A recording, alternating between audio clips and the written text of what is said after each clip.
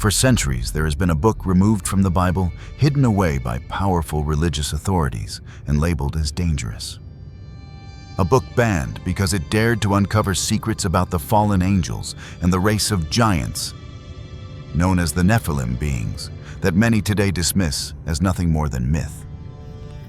But even more than that, it was forbidden because it made a bold and unsettling declaration to the world that the year 2026 is not merely another page on the calendar, but the opening signal of the Final Jubilee Cycle, 50 years of upheaval that would lead to the end of human history as we have known it.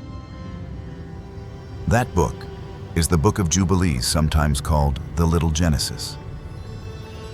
But why would a text that retells the history of creation be suppressed so strictly?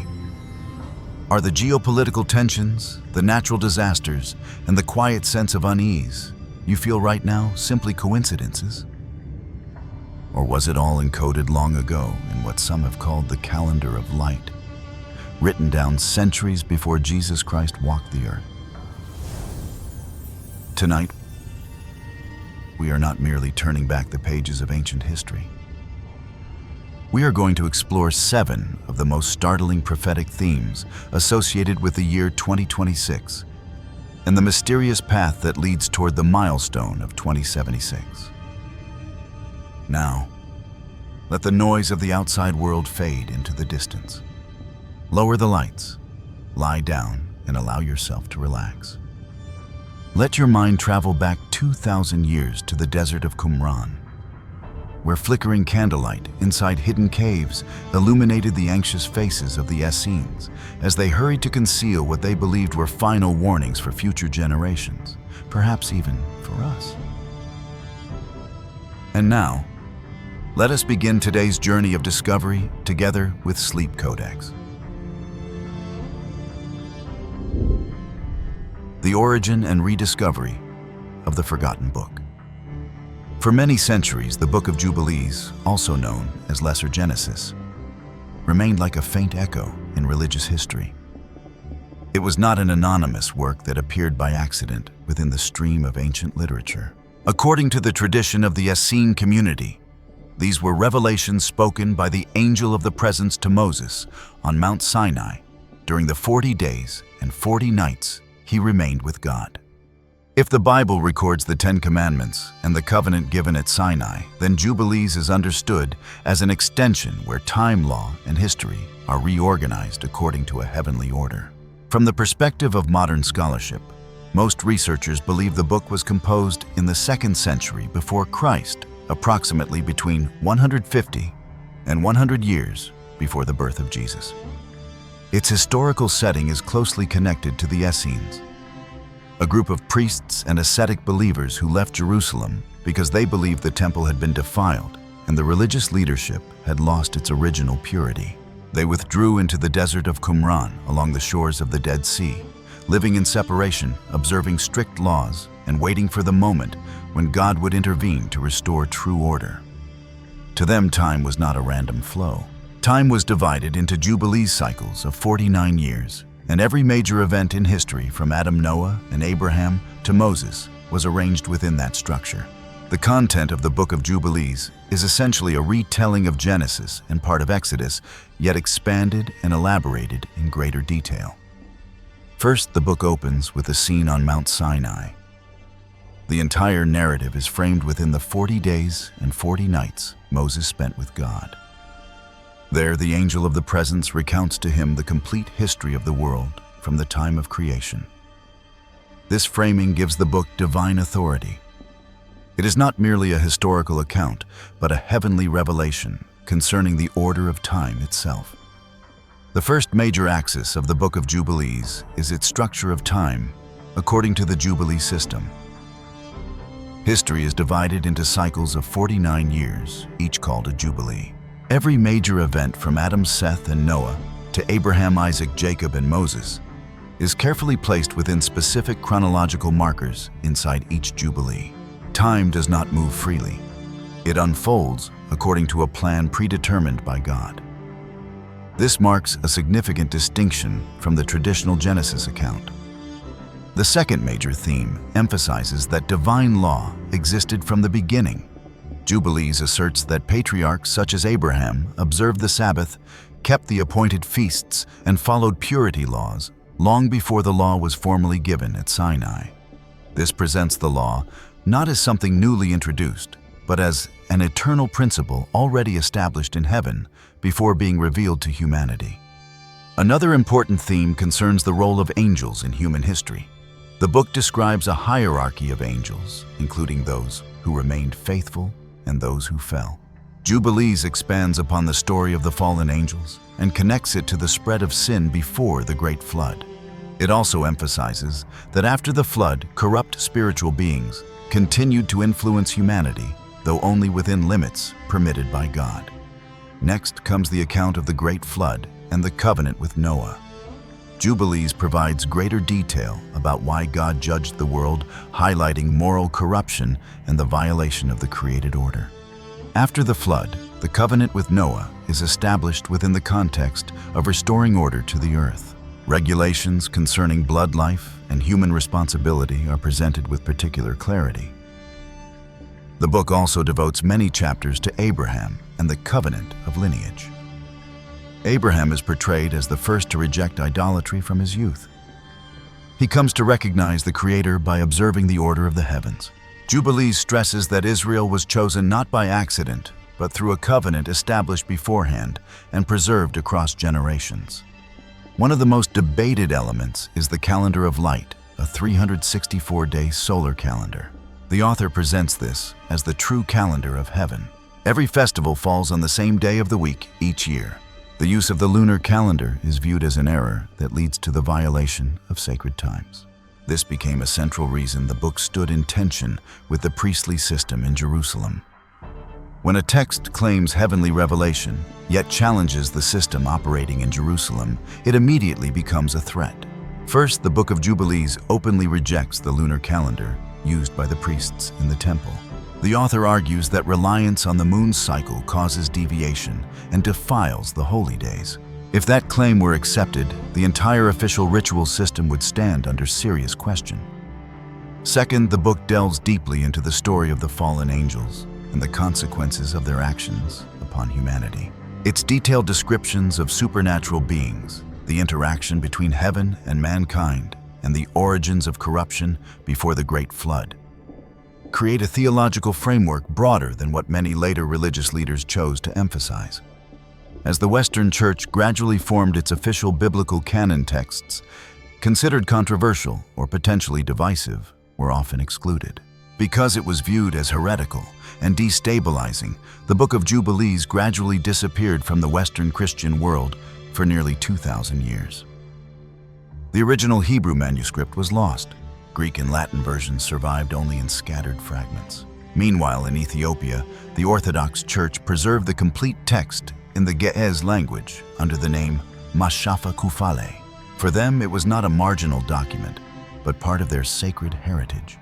While Europe moved through the Middle Ages, the Renaissance, and into modernity on the Ethiopian highlands, the book continued to be copied by hand and read within liturgical life.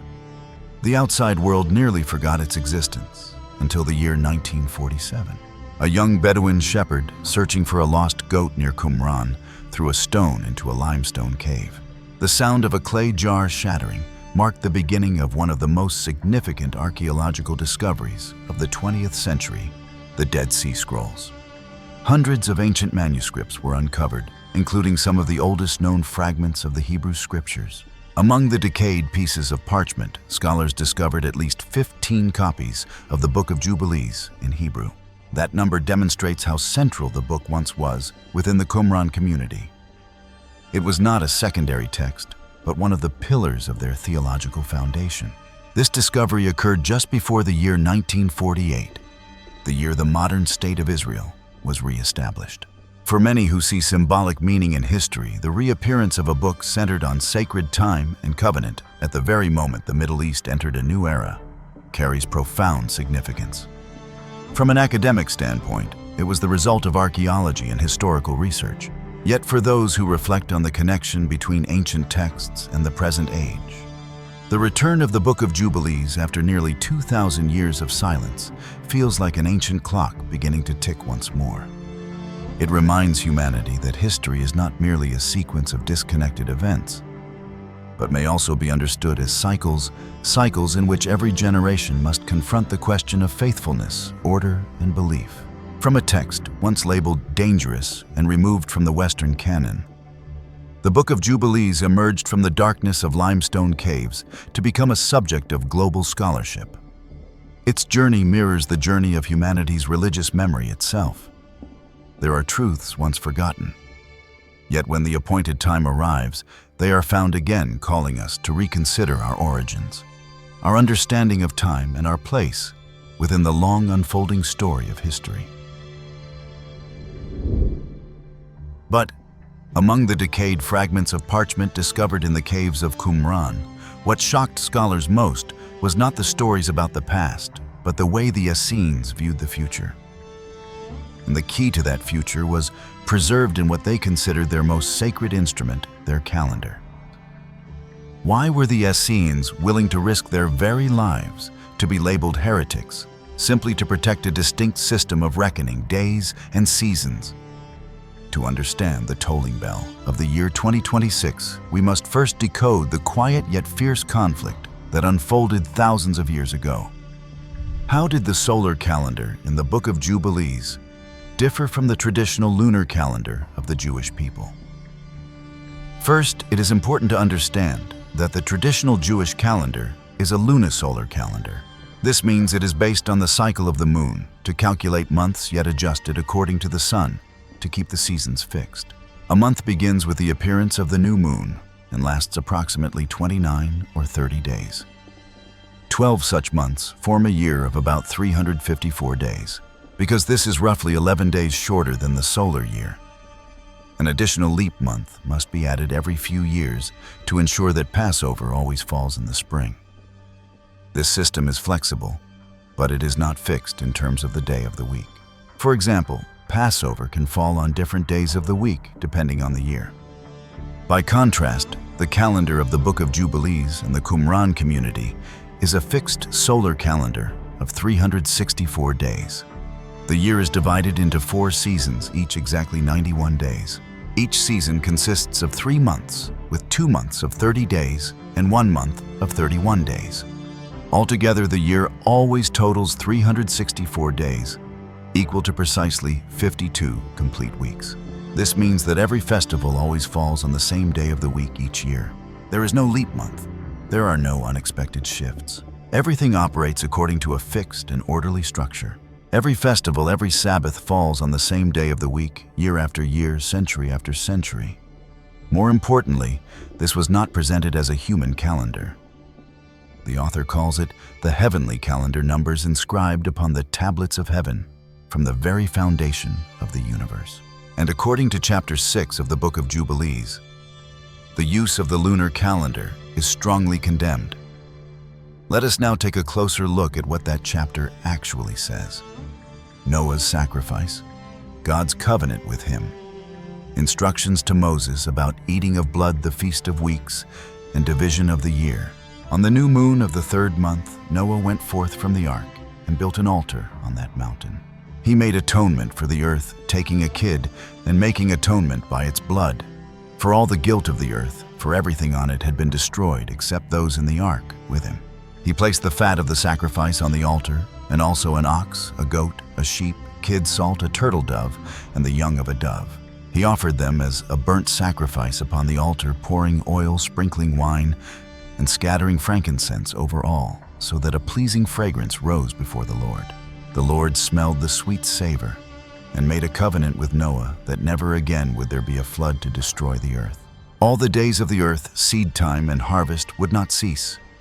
Cold and heat, summer and winter, day and night, would not change their order nor cease forever.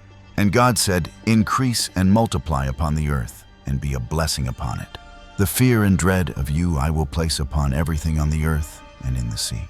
Behold, I have given you all beasts, all winged things, everything that moves on the earth, and the fish in the waters, just as the green herbs. So I have given you all things to eat. But flesh with its life, that is its blood, you shall not eat. For the life of all flesh is in the blood, and I will require the blood of man at the hand of every beast and at the hand of every man. Whoever sheds man's blood, by man shall his blood be shed for. In the image of God was man made. Noah and his sons swore that they would not eat blood, and he made a covenant before the Lord for all generations of the earth in that month. For this reason, God commanded Moses to make a covenant with the children of Israel in this month on Mount Sinai, sealed with blood because of all the words of the covenant which the Lord made with them forever. This testimony was written that they should observe it continually, so as never to eat blood of beasts, birds, or cattle. Whoever eats blood will be rooted out from the land. This law is without end, for it is forever, that they may seek forgiveness through sacrifices and prayers continually before the Lord. God gave to Noah and his sons a sign that never again would there be a flood to destroy the earth. He set his bow in the clouds as a sign of the eternal covenant. For this reason, it is ordained and written on the heavenly tablets that they should celebrate the Feast of Weeks each year in this month to renew the covenant. This festival had been observed in heaven from the day of creation until the days of Noah, 26 jubilees and 5 weeks of years. Noah and his sons kept it for 7 jubilees and 1 week of years until Noah's death. After his death, his sons abandoned it until the days of Abraham, when people again ate blood. But Abraham observed it, as did Isaac and Jacob. In the days of Moses, the children of Israel forgot it until it was celebrated again on Mount Sinai.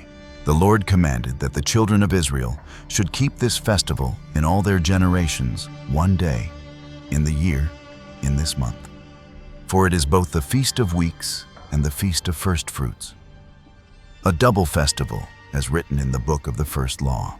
On the new moon of the first month, the 4th month, the 7th month, and the 10th month are days of remembrance, seasons in the 4 divisions of the year, written and ordained as a testimony forever. Noah ordained them for himself as feasts for all generations. On the new moon of the 1st month, he was commanded to make the ark, and on that day the earth became dry. On the new moon of the 4th month, the fountains of the deep were closed. On the new moon of the 7th month, the mouths of the abysses of the earth were opened, and the waters descended. On the new moon of the 10th month, the tops of the mountains were seen, and Noah rejoiced. Thus these became memorial feasts forever placed on the heavenly tablets. Each season contained 13 weeks, completing 52 weeks for the year, 364 days in all. There is to be no neglecting of this reckoning. Moses was commanded to tell Israel to observe the year according to this reckoning of 364 days, so that the feasts and seasons would not be disturbed. If they neglected this and followed another reckoning, all the feasts and Sabbaths would be disordered, and they would forget the order of the years, the new moons, and the Sabbaths. The book already lay written before the angel, and on the heavenly tablets the division of days was ordained, lest Israel forget the feasts of the covenant and follow the feasts of the Gentiles in error. For some would surely observe the moon, which comes 10 days too soon each year, disturbing the seasons. Because of this, unclean days would be taken as holy, and holy days as unclean. They would go astray regarding months, Sabbaths, feasts, and jubilees, and even eat blood with all flesh. It can be seen that the first part of chapter 6 speaks about Noah offering sacrifice after the great flood, the covenant God established with Noah, the command prohibiting the eating of blood, the Feast of Weeks, and the sign of the rainbow. But from the middle of the chapter onward, especially in the passage that says, each season contained 13 weeks, completing 52 weeks for the year, 364 days in all. There is to be no neglecting of this reckoning. And then continued. Moses was commanded to tell Israel to observe the year according to this reckoning of 364 days. And most notably, for some would surely observe the moon, which comes 10 days too soon each year. This is the portion where the calendar controversy becomes most intense. Why were these numbers so important that the author used such forceful language? Why would a small discrepancy in days be treated as betrayal against God? The answer does not lie in mathematics, but in a clash between two different realities. The greatest difference rests in how sacred time itself is understood. The traditional lunisolar calendar reflects the natural cycle of the moon and adapts to agricultural life. It is flexible, practical, and was officially used by the Temple in Jerusalem. By contrast, the 364-day solar calendar of Jubilees is presented as a heavenly calendar. The author claims it was inscribed upon the heavenly tablets and reflects the perfect order of God. In Chapter 6 of Jubilees, the use of the lunar calendar is condemned because it distorts the appointed holy days and corrupts the sacred festivals. This carries extremely serious consequences. If Passover is observed on the wrong day, if the Sabbath is calculated incorrectly, then according to Qumran, thought the entire worship system in Jerusalem has drifted away from the will of God, and all worship becomes empty. This is not merely a debate about calendrical systems. It is a matter of faithfulness to the covenant. Even more serious is the Essene belief that when humanity follows the wrong calendar, they unintentionally open the door to deception. And according to their calculation, from this very heavenly calendar, after thousands of years of deviation, the breaking point of reality, where truth and falsehood must confront one another, arrives in the year 2026. In their reckoning, the year 2026 is not merely another Jubilee year. It is the year when the sacred clock returns to its starting point, exposing everything humanity has forgotten over the past 2,000 years. Prophecy number 1. The year 2026 marks the beginning of humanity's final Jubilee cycle. To understand this clearly, we must step away for a moment from the ticking hands of modern clocks on our walls and return to the way the Essenes understood time. For most of humanity, time is measured by the moon, by empires, or by the Gregorian calendars hanging in our homes. Yet deep within the shadowed caves of Qumran, the Essene community quietly preserved an entirely different reckoning. They believed that God had embedded his grand design into the very structure of time itself. To them, time was not random movement. It was a sacred design, like an architectural blueprint, carefully laid out from the very beginning of creation. That divine blueprint rested upon two primary cycles the world had long forgotten. The first cycle was the Shemitah, lasting 7 years. The second was the Jubilee, consisting of 7 Shemitah cycles, 49 years, followed by the sacred 50th year, the year of Jubilee. In the understanding of the ancient prophets, the Jubilee year represented liberation, restoration, and the re-establishment of order. When 7 is multiplied by 7 to form 49, and the 50th year is added, what emerges is more than a number. It forms a complete circle of time. According to their perspective, the entire history of humanity unfolds across 7,000 years. The first 6,000 years belong to humanity's labor and testing. The final 1,000 years belong to perfect peace under the reign of God. This grand model mirrors the week of creation, 6 days of work followed by the 7th day, the Holy Sabbath.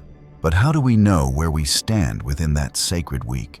For that reason, in order to truly understand why scholars who study the Dead Sea Scrolls consider the year 2026 to be the starting gun of the end, we must look directly at the map of time the Essenes drew. They did not see history as a shapeless current drifting randomly through the centuries.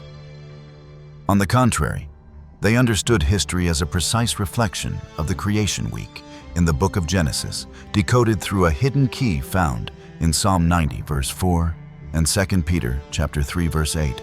With the Lord, one day is as 1,000 years, and 1,000 years as one day.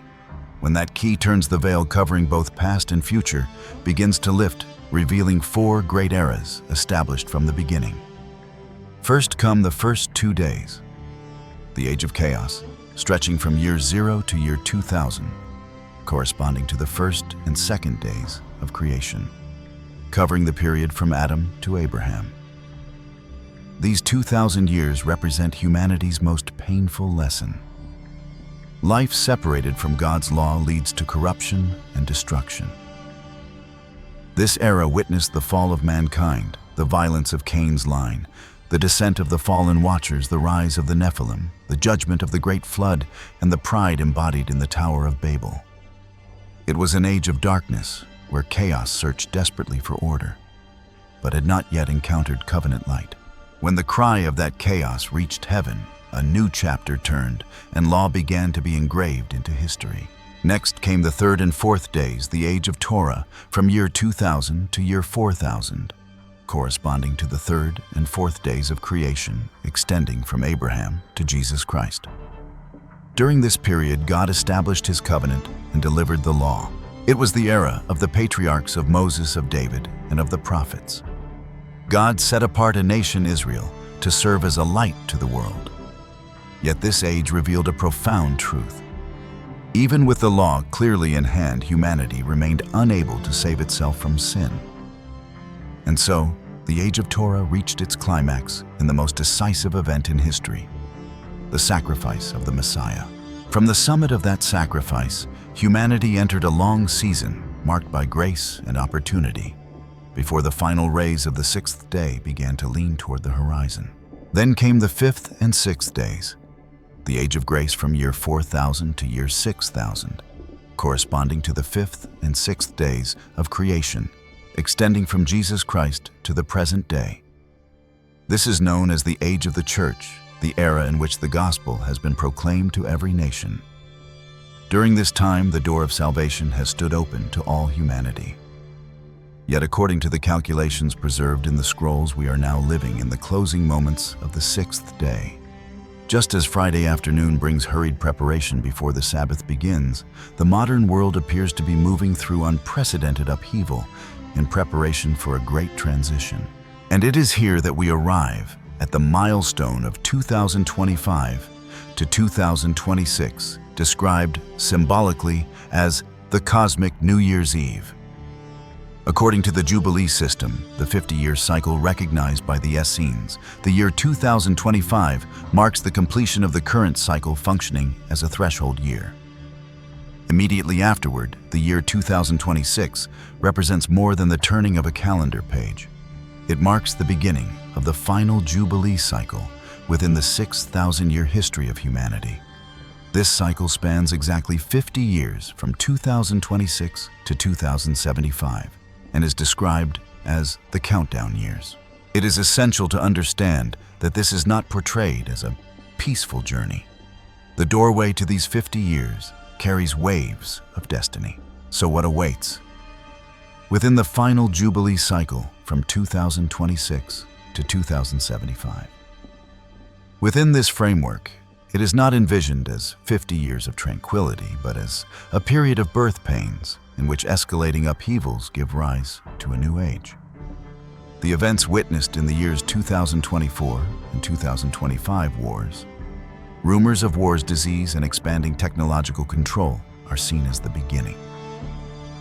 In this view, the years 2026 through 2075 bring intensified escalation. The model also suggests that the 7-year tribulation, described as the most severe period in human history under the rule of the Antichrist, could occur toward the end of this 50-year cycle, reaching its climax before the return of Christ. At the same time, it anticipates a spiritual awakening of Israel.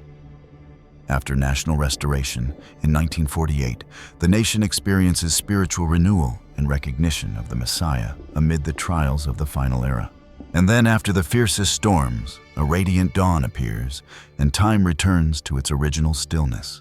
That dawn corresponds to the 7th day, the age of the kingdom from year 6000 to year 7000, aligned with the Sabbath rest. According to this timeline, this age begins in the year 2076. After the Final Jubilee Cycle concludes and Jesus Christ returns, humanity enters the Millennium, 1,000 years of peace, in which the Messiah reigns on earth, completing the 7,000-year design of history. For this reason, this blueprint places our generation in a uniquely significant and weighty position. If the Essene calculations reflect divine order, then we are not passive observers. We stand at the threshold of the year 2026, preparing to step into the final and most turbulent chapter of human history. If the Essene reckoning proves accurate, we are not merely witnesses. We are the generation that will walk through the doorway of 2026 and enter the concluding chapter of the 6,000-year story of humanity. Within this sacred structure, there are 120 Jubilee cycles. Each Jubilee consists of 50 years. 120 multiplied by 50 equals 6,000 years. Notice the number 120. It connects directly to the declaration in Genesis, when God proclaimed that the days of humanity would be 120 years.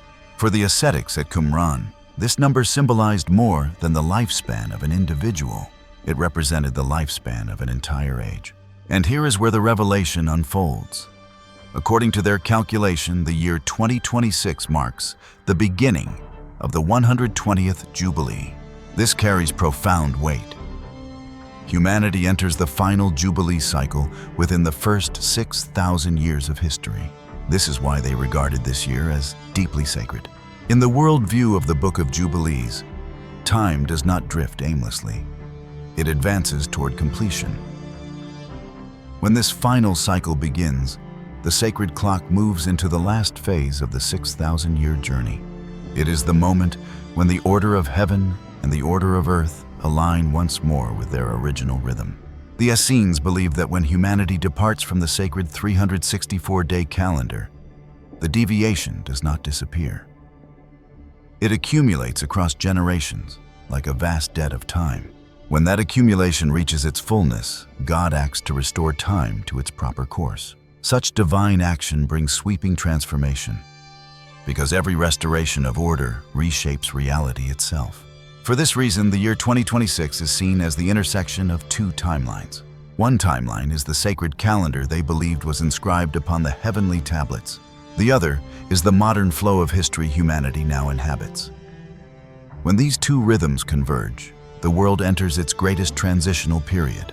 This prophecy declares that, beginning in 2026, humanity enters 50 decisive years, extending through the year 2075.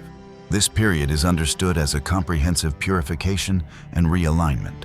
Hidden realities come into the open. Systems built upon deception reveal their true foundation. Humanity receives a powerful invitation to return to covenant and to the original order of creation. Within this perspective, the Age of Grace has offered humanity centuries to choose and adjust. As the final Jubilee begins, the focus shifts toward righteousness and personal responsibility. This movement reflects the turning of time's wheel. If the year 1948 marked a restoration in the physical and political realm for Israel, then the year 2026 is viewed as the beginning of a deeper restoration, a spiritual restoration. An awakening that may unfold alongside profound trials, yet opens the path toward renewed divine order. Therefore, prophecy number 1 is not intended to stir fear. It affirms that time carries meaning, and that every generation lives within a specific position in a design far greater than human imagination. The year 2026 stands as the bell, announcing a major turning point in the flow of history. The question before us is not what exact events will occur on that date, but how each person prepares to enter the most consequential 50 years of this cycle. As the sacred clock advances into its final rotation, the opportunity to live in alignment with God's covenant and divine order becomes clearer and more urgent than ever before. Prophecy number 2, the period from 2026 to 2075, 50 years of turmoil and the rise of Mastema. If the year 2026 is the sounding bell, then the 50 years that follow become the arena of destiny. Prophecy number 2 unveils a sobering reality. Rather than the immediate arrival of a peaceful era, the Essene timeline foresees the years from 2026 through 2075 as a season of escalating upheaval, with tension rising to levels unseen in generations. This is not portrayed as random collapse. It is described as a systemic purification. During these final 50 years, the world is expected to experience a succession of global crises. These are not isolated events. but a chain reaction unfolding across multiple fronts: severe natural disasters, the weakening of long-standing economic systems, and the rapid expansion of global surveillance technologies. The Essenes believe that when humanity drifts from sacred order for an extended period, the protective boundaries surrounding civilization grow thinner. In such a season, the world becomes increasingly vulnerable to darker forces operating beneath the surface. Consider the opening months of 2026. Within only the first 2 months, the international landscape shifted dramatically. In early January of 2026, one of the most striking geopolitical developments in decades unfolded, when the United States launched a large-scale military operation targeting Venezuela.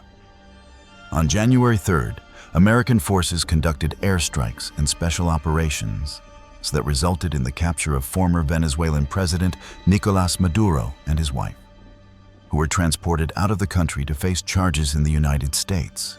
The move reverberated across diplomatic circles, prompting international debate over legality, sovereignty, and long-term strategic consequences. This development altered the balance of power in Latin America and triggered strong reactions from multiple governments. Following Maduro's detention, the succeeding authorities announced the release of hundreds of political prisoners, a symbolic gesture signaling internal political transformation within Venezuela. While tensions intensified in the Western Hemisphere, relationships between the United States and its traditional allies also entered a period of strain.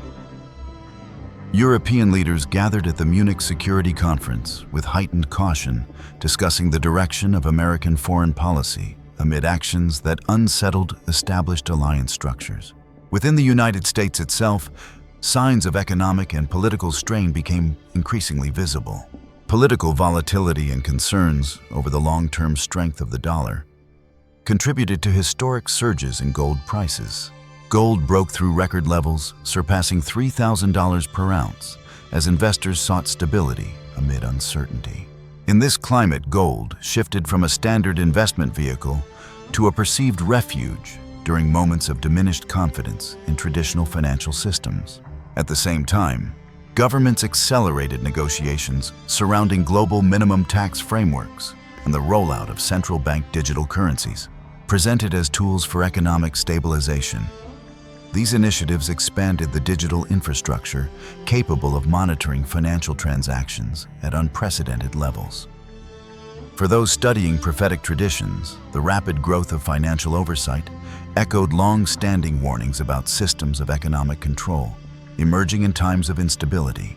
These developments do not stand alone. The removal of political leaders, sudden arrests, record-breaking commodity prices, and sweeping financial reforms form interlocking pieces of a broader pattern. Together, they create a sense of momentum, like dominoes falling in sequence. Even more concerning is the intensification of global military tensions. In the Middle East, long-standing regional conflicts evolved into flashpoints, drawing in major power blocks, transforming the region into a strategic powder keg with direct implications for global energy security. In Eastern Europe, the ongoing war continued without meaningful de-escalation, expanding its geopolitical reach and drawing deeper involvement from major military alliances. Discussions of advanced weapon systems and strategic deterrence became routine headlines rather than distant hypotheticals. Across Asia, instability within China's military leadership attracted international attention. Beijing initiated sweeping changes within the upper ranks of the People's Liberation Army, removing several senior commanders known for their operational experience. Analysts describe this restructuring as one of the most significant internal shifts within China's military establishment in decades, raising questions about readiness, cohesion, and strategic direction. Simultaneously, cross-strait tensions between China and Taiwan intensified in late 2025 and early 2026.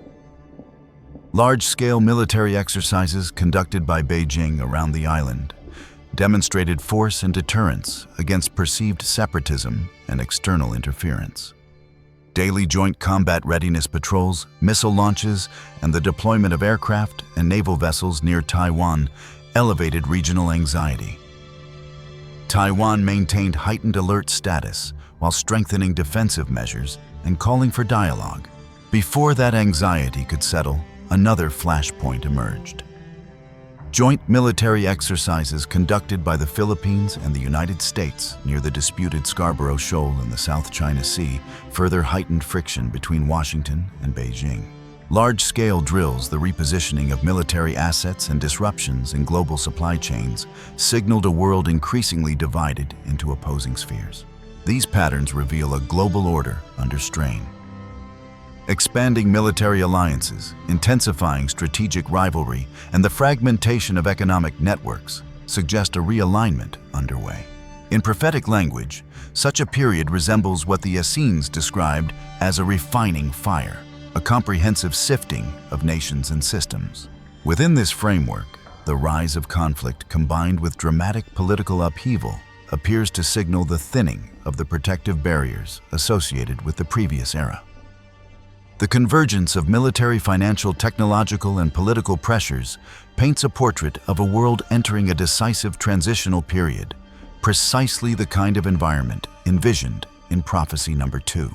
But the collapse of political order represents only half of the picture.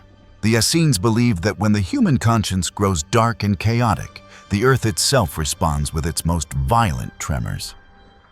And as the year 2026 unfolds, the world is not only burning with conflict, it is trembling beneath climate extremes that seem to defy every historical pattern.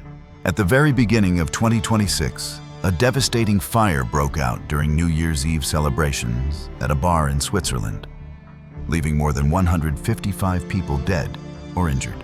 By mid-January, severe wildfires in the state of Victoria, Australia, had burned through more than 300,000 hectares of forest, destroying over 130 structures, including homes, and leaving thousands of households without power. Only 3 days later, the government of Chile declared a state of emergency due to escalating wildfires, underscoring how dangerously intense global heat patterns had become. Meanwhile, across Europe and North America, record-breaking heat waves in the middle of spring scorched farmland, pushing global food prices into critical territory. A series of superstorms with unprecedented force battered coastal regions, flattening infrastructure that had taken decades to build. Across Asia, so-called. Once in 1,000 years, floods submerged megacities that had stood as symbols of technological achievement, transforming them into vast inland seas within hours. Along the Pacific Ring of Fire, powerful earthquakes struck with destructive intensity, claiming lives and altering local geological formations. More alarming still, scientists have expressed growing concern over abnormalities in ocean currents and the accelerated melting of permafrost. Processes once projected to unfold over centuries now appear to be accelerating within mere months in 2026. First, there is the destabilization of the vast ocean conveyor belt. The Atlantic Meridional Overturning Circulation, known as AMOC, which functions like a planetary thermostat regulating global temperatures, is showing signs of weakening beyond many prior projections. Studies released at the beginning of 2026 indicate that this current has diminished to concerning levels due to the massive influx of fresh water from melting ice. If AMOC were to shut down, cascading consequences would follow. Europe could experience dramatically harsher winters, while tropical regions could face severe disruption of monsoon cycles, leading to widespread crop failure and food shortages. Scientists refer to this threshold as a potential tipping point, a striking parallel to ancient warnings about the order of the waters being disrupted. Second is the awakening of what some describe as subterranean forces in the Arctic and Siberia. Permafrost, frozen for tens of thousands of years, is thawing at an alarming rate. This thaw not only destabilizes cities and infrastructure, but also releases vast quantities of methane, a greenhouse gas far more potent than carbon dioxide.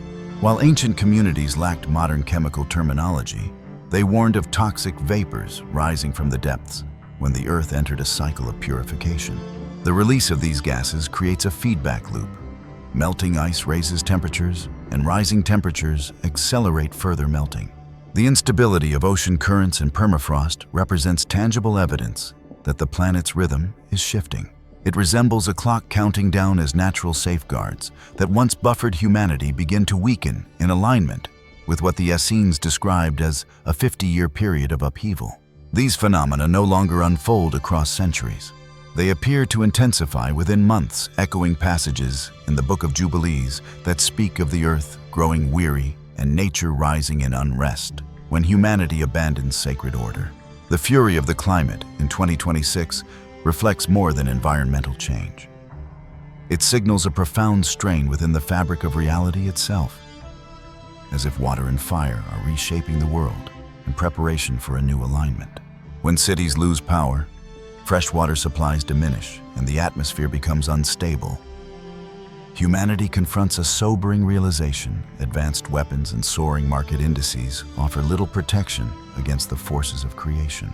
Within this harsh arena, Mastema is portrayed as exploiting fear and instability, pressing each individual toward a decisive choice to surrender to despair or to awaken and seek renewed alignment with the original divine order.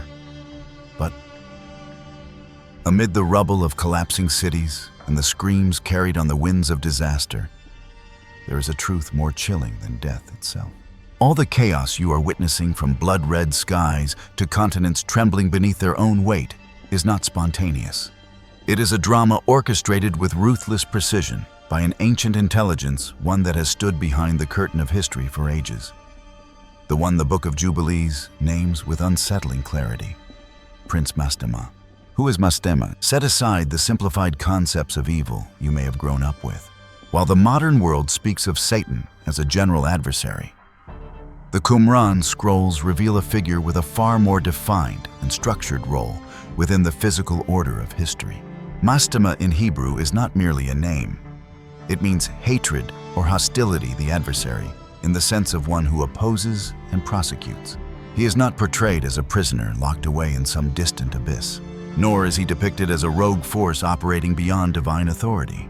In the Book of Jubilees, Mastema appears as an angel of testing, a prosecuting figure, permitted to operate within boundaries established by God, entrusted with a singular task to sift. This distinction matters deeply. Mastema does not stand outside the divine plan. He functions within permitted limits. His role resembles trial more than rivalry. He tests, he exposes, he separates. If you find yourself asking why some of the most powerful leaders in the world suddenly fall into legal peril, why presidential arrests or dramatic judicial upheavals erupt in the center of the storm that is 2026, then through the symbolic lens of Jubilees, such moments mark intensification. The sifting grows sharper. The ancient text records a startling claim: Mastema stood behind the magicians of Egypt in their resistance to Moses. He whispered defiance into the ears of rulers. He stirred blindness within those who held the destiny of nations in their hands. He is portrayed as a master manipulator.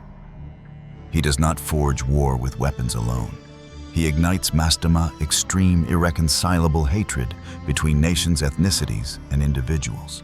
The shocking arrests, the fragmentation of political order, the erosion of global trust within this symbolic framework reflect turbulence amplified under his influence.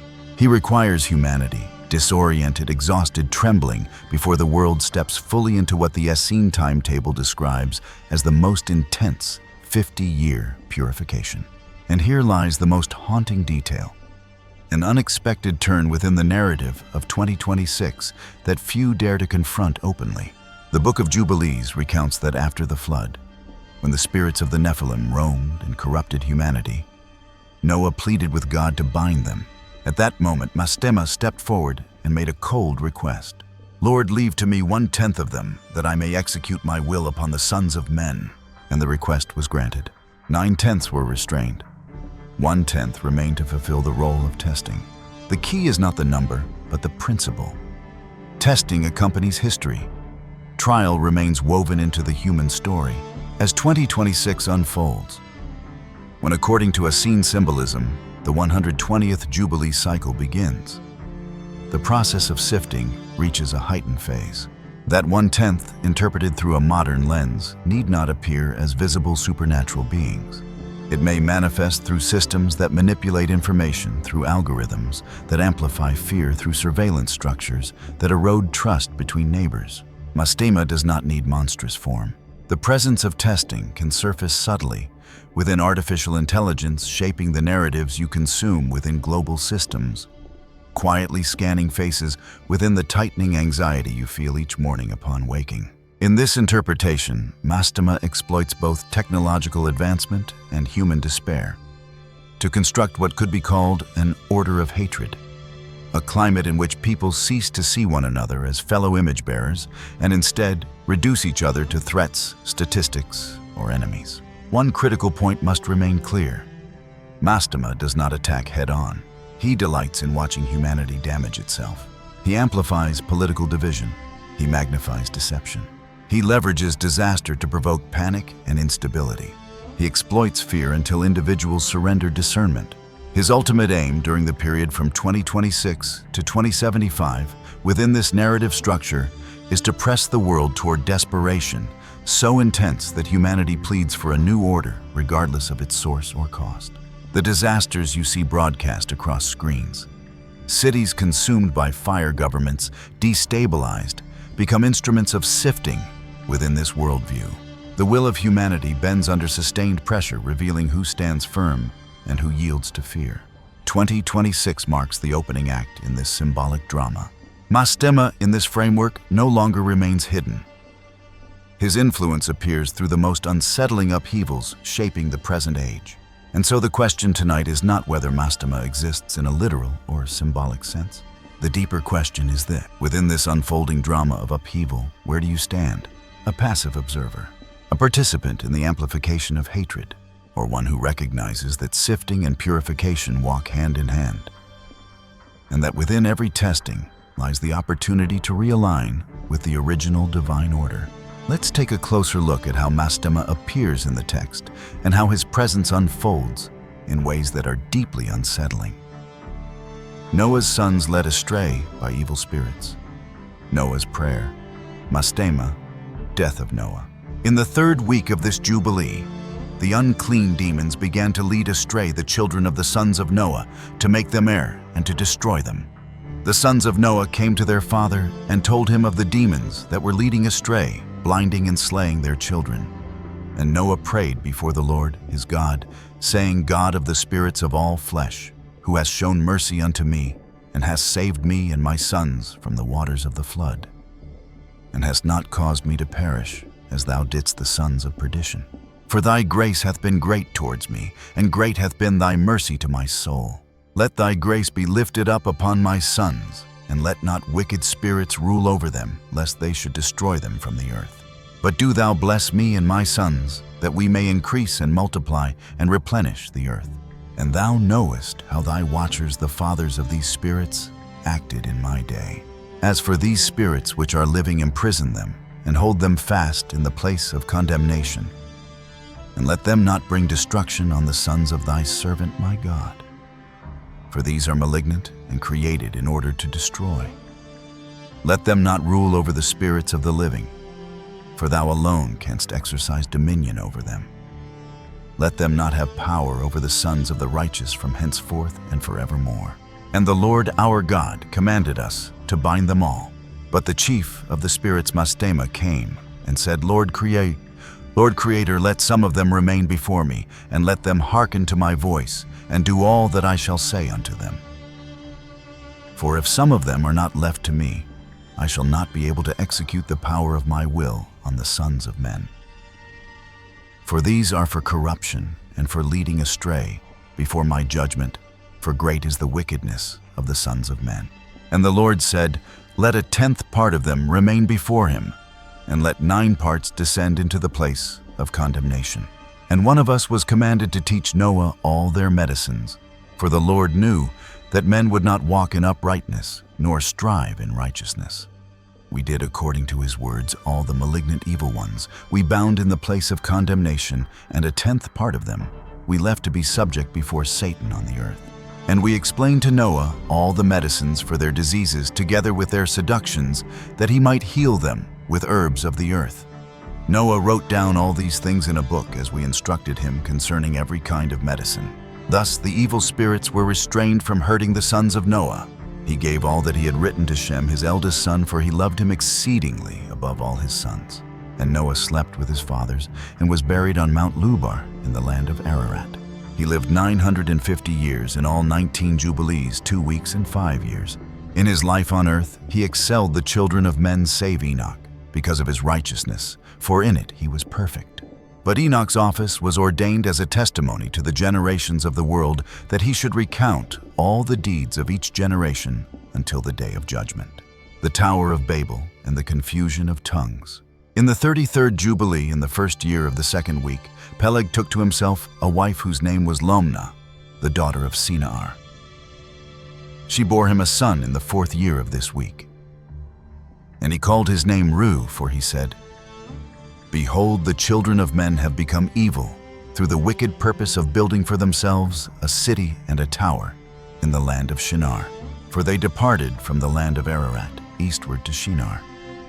For in his days they built the city and the tower, saying, Come, let us ascend thereby into heaven. And they began to build. In the 4th week they made brick with fire. And the bricks served them for stone, and the clay with which they cemented them together was asphalt that came out of the sea and from the fountains of water in the land of Shinar, and they built it. For 43 years they were building it. Its breadth was 203 bricks, and the height of a brick was the third of one. Its total height amounted to 5,433 cubits and 2 palms, and the extent of one wall was 13 stades, and of the other 30 stades. And the Lord our God said unto us, Behold, they are one people, and this they begin to do, and now nothing will be withheld from them. Come, let us go down and confound their language, that they may not understand one another's speech, and they may be dispersed into cities and nations, and one purpose will no longer abide with them till the day of judgment. And the Lord descended, and we descended with him to see the city and the tower which the children of men had built. And he confounded their language, and they no longer understood one another's speech. And they ceased then to build the city and the tower. For this reason the whole land of Shinar is called Babel, because there the Lord confounded all the language of the children of men. And from thence they were dispersed into their cities, each according to his language and his nation. And the Lord sent a mighty wind against the tower, and overthrew it upon the earth. And behold, it was between Ashur and Babylon in the land of Shinar. And they called its name Overthrow. And in the 4th week, in the 1st year, at the beginning of the 34th Jubilee, they were dispersed from the land of Shinar. The children of Noah enter their districts. Canaan seizes Palestine wrongfully. Madai receives Media. And Ham and his sons went into the land which he was to occupy, which he acquired as his portion in the land of the south. And Canaan saw the land of Lebanon, even to the river of Egypt, that it was very good. But he did not go into the land of his inheritance, which was to the west by the sea. Instead he dwelt in the land of Lebanon, both eastward and westward, from the border of Jordan to the border of the sea. And Ham his father, together with Cush and Mizraim his brothers, said unto him, You have settled in a land which is not yours, and which did not fall to us by lot. Do not do this. For if you do, you and your sons will fall in the land and be accursed through rebellion. For by rebellion you have settled, and by rebellion will your children fall, and you shall be rooted out forever. Do not dwell in the dwelling of Shem, for to Shem and to his sons did it come by their lot. Cursed are you, and cursed shall you be beyond all the sons of Noah, by the curse by which we bound ourselves by an oath in the presence of the holy judge and in the presence of Noah our father. But he did not listen to them, and he dwelt in the land of Lebanon, from Hamath to the entering of Egypt, he and his sons until this day. For this reason that land is named Canaan. And Japheth and his sons went towards the sea, and dwelt in the land of their portion. And Madai saw the land of the sea, and it did not please him. So he begged for a portion from Elam and Ashur, and Arpachshad his wife's brothers. And he dwelt in the land of Media near to his wife's brothers until this day. And he called his dwelling place, and the dwelling place of his sons Media, after the name of their father Madai. The history of the patriarchs from Ru to Abraham. And in the 35th Jubilee, in the 3rd week, in the 1st year thereof, Ru took to himself a wife, and her name was Orah, the daughter of Ur the son of Kesed. She bore him a son, and in the 7th year of this week, in this Jubilee, he called his name Sarai. And the sons of Noah began to war with each other, to take captives, and to slay one another, and to shed the blood of men on the earth. They began to eat blood, and to build strong cities' walls and towers. Individuals began to exalt themselves above the nation, to found kingdoms and to wage war, people against people, nation against nation, city against city. All began to do evil, to acquire arms, to teach their sons the ways of war, to capture cities, and to sell both male and female slaves. For the son of Chesed built the city of Ara of the Chaldees, and named it after himself and the name of his father. And the people made for themselves molten images and worshipped the idols they had fashioned. They began to carve graven images and unclean figures, and malignant spirits seduced them into transgression and uncleanness. The prince Mastema stirred all this into motion, sending forth other spirits under his command to corrupt, destroy, and shed blood upon the earth. For this reason, the child was named Sarai, or Sarug, for in his days everyone turned to sin and transgression.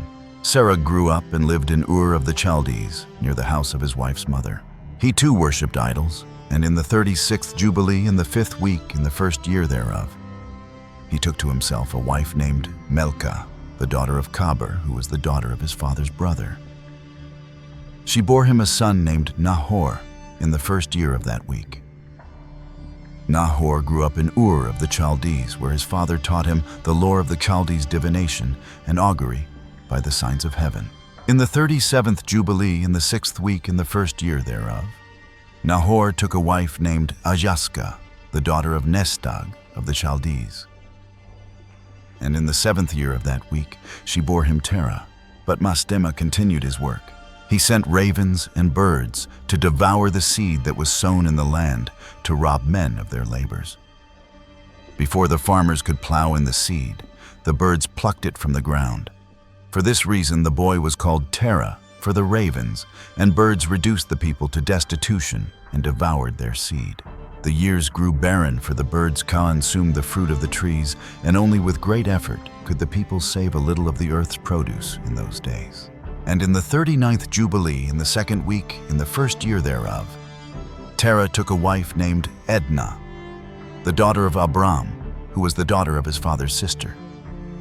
And in the 7th year of this week, she bore him a son, and he called his name Abram, after the name of his mother's father, who had died before his daughter conceived a son.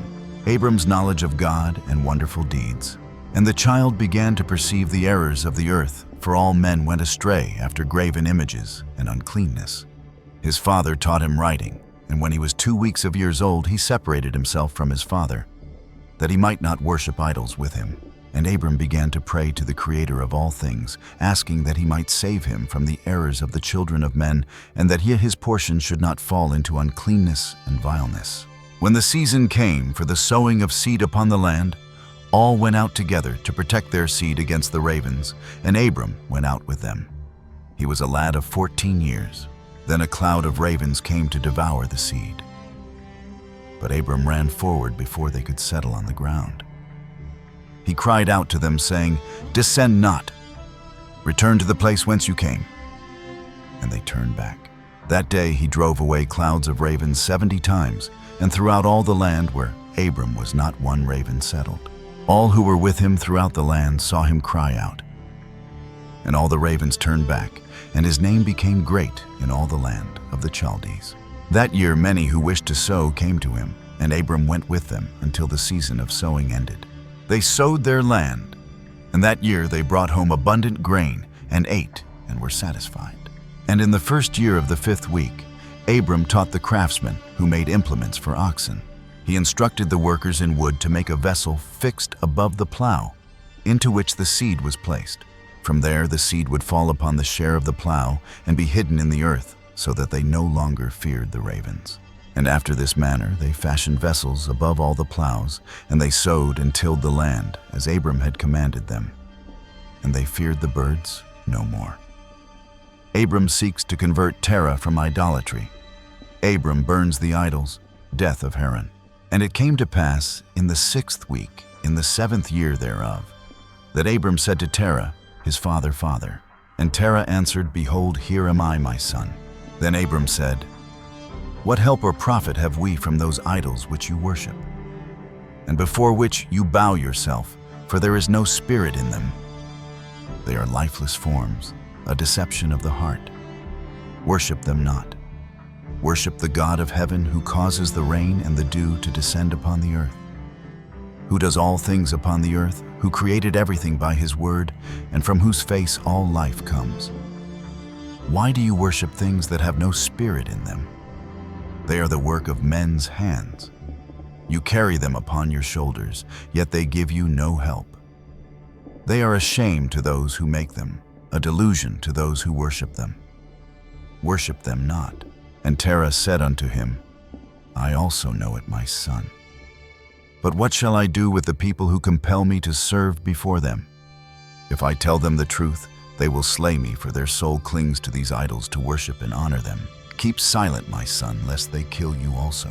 These words Abram spoke likewise to his 2 brothers, but they were angry with him, and Abram kept silent. And in the 40th Jubilee, in the 2nd week, in the 7th year thereof, Abram took Sarai, the daughter of his father, to be his wife, and she became his wife. And Haran his brother took a wife also, and in the 7th year of that week she bore him a son, and he called his name Lot. And Nahor his brother likewise took a wife. And in the 60th year of the life of Abram, in the 4th week, in the 4th year thereof, Abram arose by night, and burned the house of the idols. He burned all that was within the house, and no man knew it. But in the night they rose, and tried to save their gods from the fire. And Haran hastened to save them, but the flames overcame him, and he was consumed in the fire. He died in Ur of the Chaldees before Terah his father, and they buried him there. The family of Terah in Haran. Abram's experiences there. His journey to Canaan, Jubilees, 12:15 to 31. And Terah went forth from Ur of the Chaldees, he and his sons, to go into the land of Lebanon and into the land of Canaan. He dwelt in the land of Haran, and Abram dwelt there with Terah his father for 2 weeks of years. And in the 6th week, in the 5th year thereof, Abram sat up throughout the night on the new moon of the 7th month, to observe the stars from evening until morning, in order to see what the year would bring with regard to the rains. And he was alone as he sat and observed. And a word came into his heart, and he said, All the signs of the stars and the signs of the moon and of the sun are all in the hand of the Lord. Why do I search them out? If he desires, he causes the rain to fall morning and evening. If he desires, he withholds it. All things are in his hand. And he prayed that night, saying, My God, God most high, thou alone art my God. Thee and thy dominion have I chosen. Thou hast created all things, and all things are the work of thy hands. Deliver me from the hands of evil spirits who rule over the thoughts of men's hearts. Let them not lead me astray from thee, my God.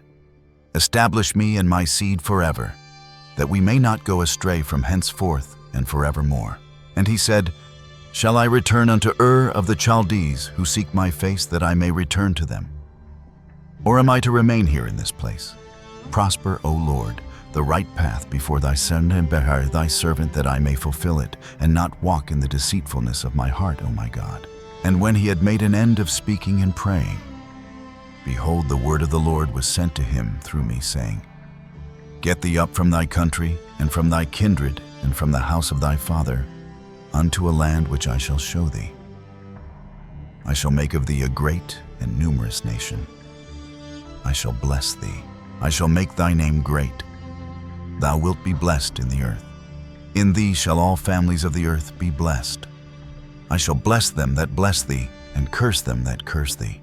And I shall be a God to thee, and to thy son, and to thy son's son, and to all thy seed. Fear not, from henceforth and unto all generations of the earth, I am thy God. And the Lord God said, Open his mouth and his ears, that he may hear and speak with his mouth, with the language that has been revealed. For it had ceased from the mouths of all the children of men since the day of the overthrow at Babel. And I opened his mouth and his ears and his lips, And I began to speak with him in Hebrew, the tongue of creation. And he took the books of his fathers, which were written in Hebrew, and he transcribed them. From then on he studied them, and I made known to him what he could not understand. He studied them during the 6 rainy months. And it came to pass in the 7th year of the 6th week that he spoke to his father, and informed him that he would leave Haran to go into the land of Canaan to see it and return. And Terah his father said unto him, Go in peace. May the eternal God make thy path straight. May the Lord be with thee and protect thee from all evil. May he grant unto thee grace, mercy, and favor before those who see thee. May none of the children of men have power over thee to harm thee. Go in peace. And if thou seest a land pleasant to thine eyes to dwell in, then arise, take me with thee, and take Lot with thee, the son of Haran, thy brother, as thine own son. The Lord be with thee. And leave Nahor thy brother with me until thou returnest in peace, and then we will go with thee all together. Abram with Lot in Canaan and Egypt. Abram separates from Lot. And Abram journeyed from Haran, taking Sarai his wife, and Lot the son of his brother Haran, into the land of Canaan. He came into Asher and proceeded to Shechem, where he dwelt near a lofty oak. He saw that the land was very pleasant from the entering of Hamath to the lofty oak. And the Lord said to him, To thee and to thy seed will I give this land. Abram built an altar there and offered a burnt sacrifice to the Lord who had appeared to him. He moved on from there to the mountain between Bethel on the west and Ai on the east, and pitched his tent. He looked, and behold, the land was wide and good rich, with vines, figs, pomegranates, oaks, terebinths, oil trees, cedars, cypresses, and date palms. All the trees of the field were there, and there was water upon the mountains. Abram blessed the Lord who had led him out of Ur of the Chaldees and brought him into this land. In the 1st year of the 7th week, on the new moon of the 1st month, he built an altar upon this mountain and called on the name of the Lord, saying, Thou, the eternal God, art my God. He offered a burnt sacrifice that the Lord might be with him and not forsake him all the days of his life. Then he moved southward and came to Hebron. Hebron was being built at that time, and Abram dwelt there 2 years. From there he journeyed into the south to Beloth. But there was a famine in the land, so Abram went into Egypt in the 3rd year of the week. He remained in Egypt 5 years before his wife was taken from him. Now, Tanais in Egypt was built at that time 7 years after Hebron. And it came to pass, when Pharaoh seized Sarai, the wife of Abram, that the Lord plagued Pharaoh and his house with great plagues because of her. Abram became very wealthy in sheep, cattle, asses, horses, camels, servants, silver, and gold. Lot, also his brother's son, grew rich. Pharaoh returned Sarai to Abram and sent him out of the land of Egypt. Abram journeyed back to the place where he had first pitched his tent, to the place of the altar between Ai and Bethel. And he blessed the Lord his God, who had brought him back in peace. And in the 41st Jubilee, in the 3rd year of the 1st week, Abram returned to that place, offered a burnt sacrifice, and called on the name of the Lord, saying, Thou, the most high God, art my God forever and ever. In the 4th year of this week, Lot parted from him and went to dwell in Sodom. But the men of Sodom were sinners exceedingly. Abram was grieved in his heart that Lot his brother's son had left him, for he himself had no children. In that year, when Lot was taken captive, the Lord spoke to Abram after Lot had parted from him, saying, Lift up thine eyes from the place where thou dwellest, and look northward, southward, eastward, and westward. For all the land which thou seest I shall give to thee and to thy seed forever. I shall make thy seed as the sand of the sea. Though a man may number the dust of the earth, yet shall thy seed not be numbered. Arise, walk through the land in its length and breadth, and see it all, for to thy seed shall I give it. And Abram went to Hebron and dwelt there. The campaign of Chedorlaomer. And in that year came Chedorlaomer king of Elam, with Amraphel king of Shinar Arioch, king of Selasar, and Turgal king of nations. They slew the king of Gomorrah, and the king of Sodom fled.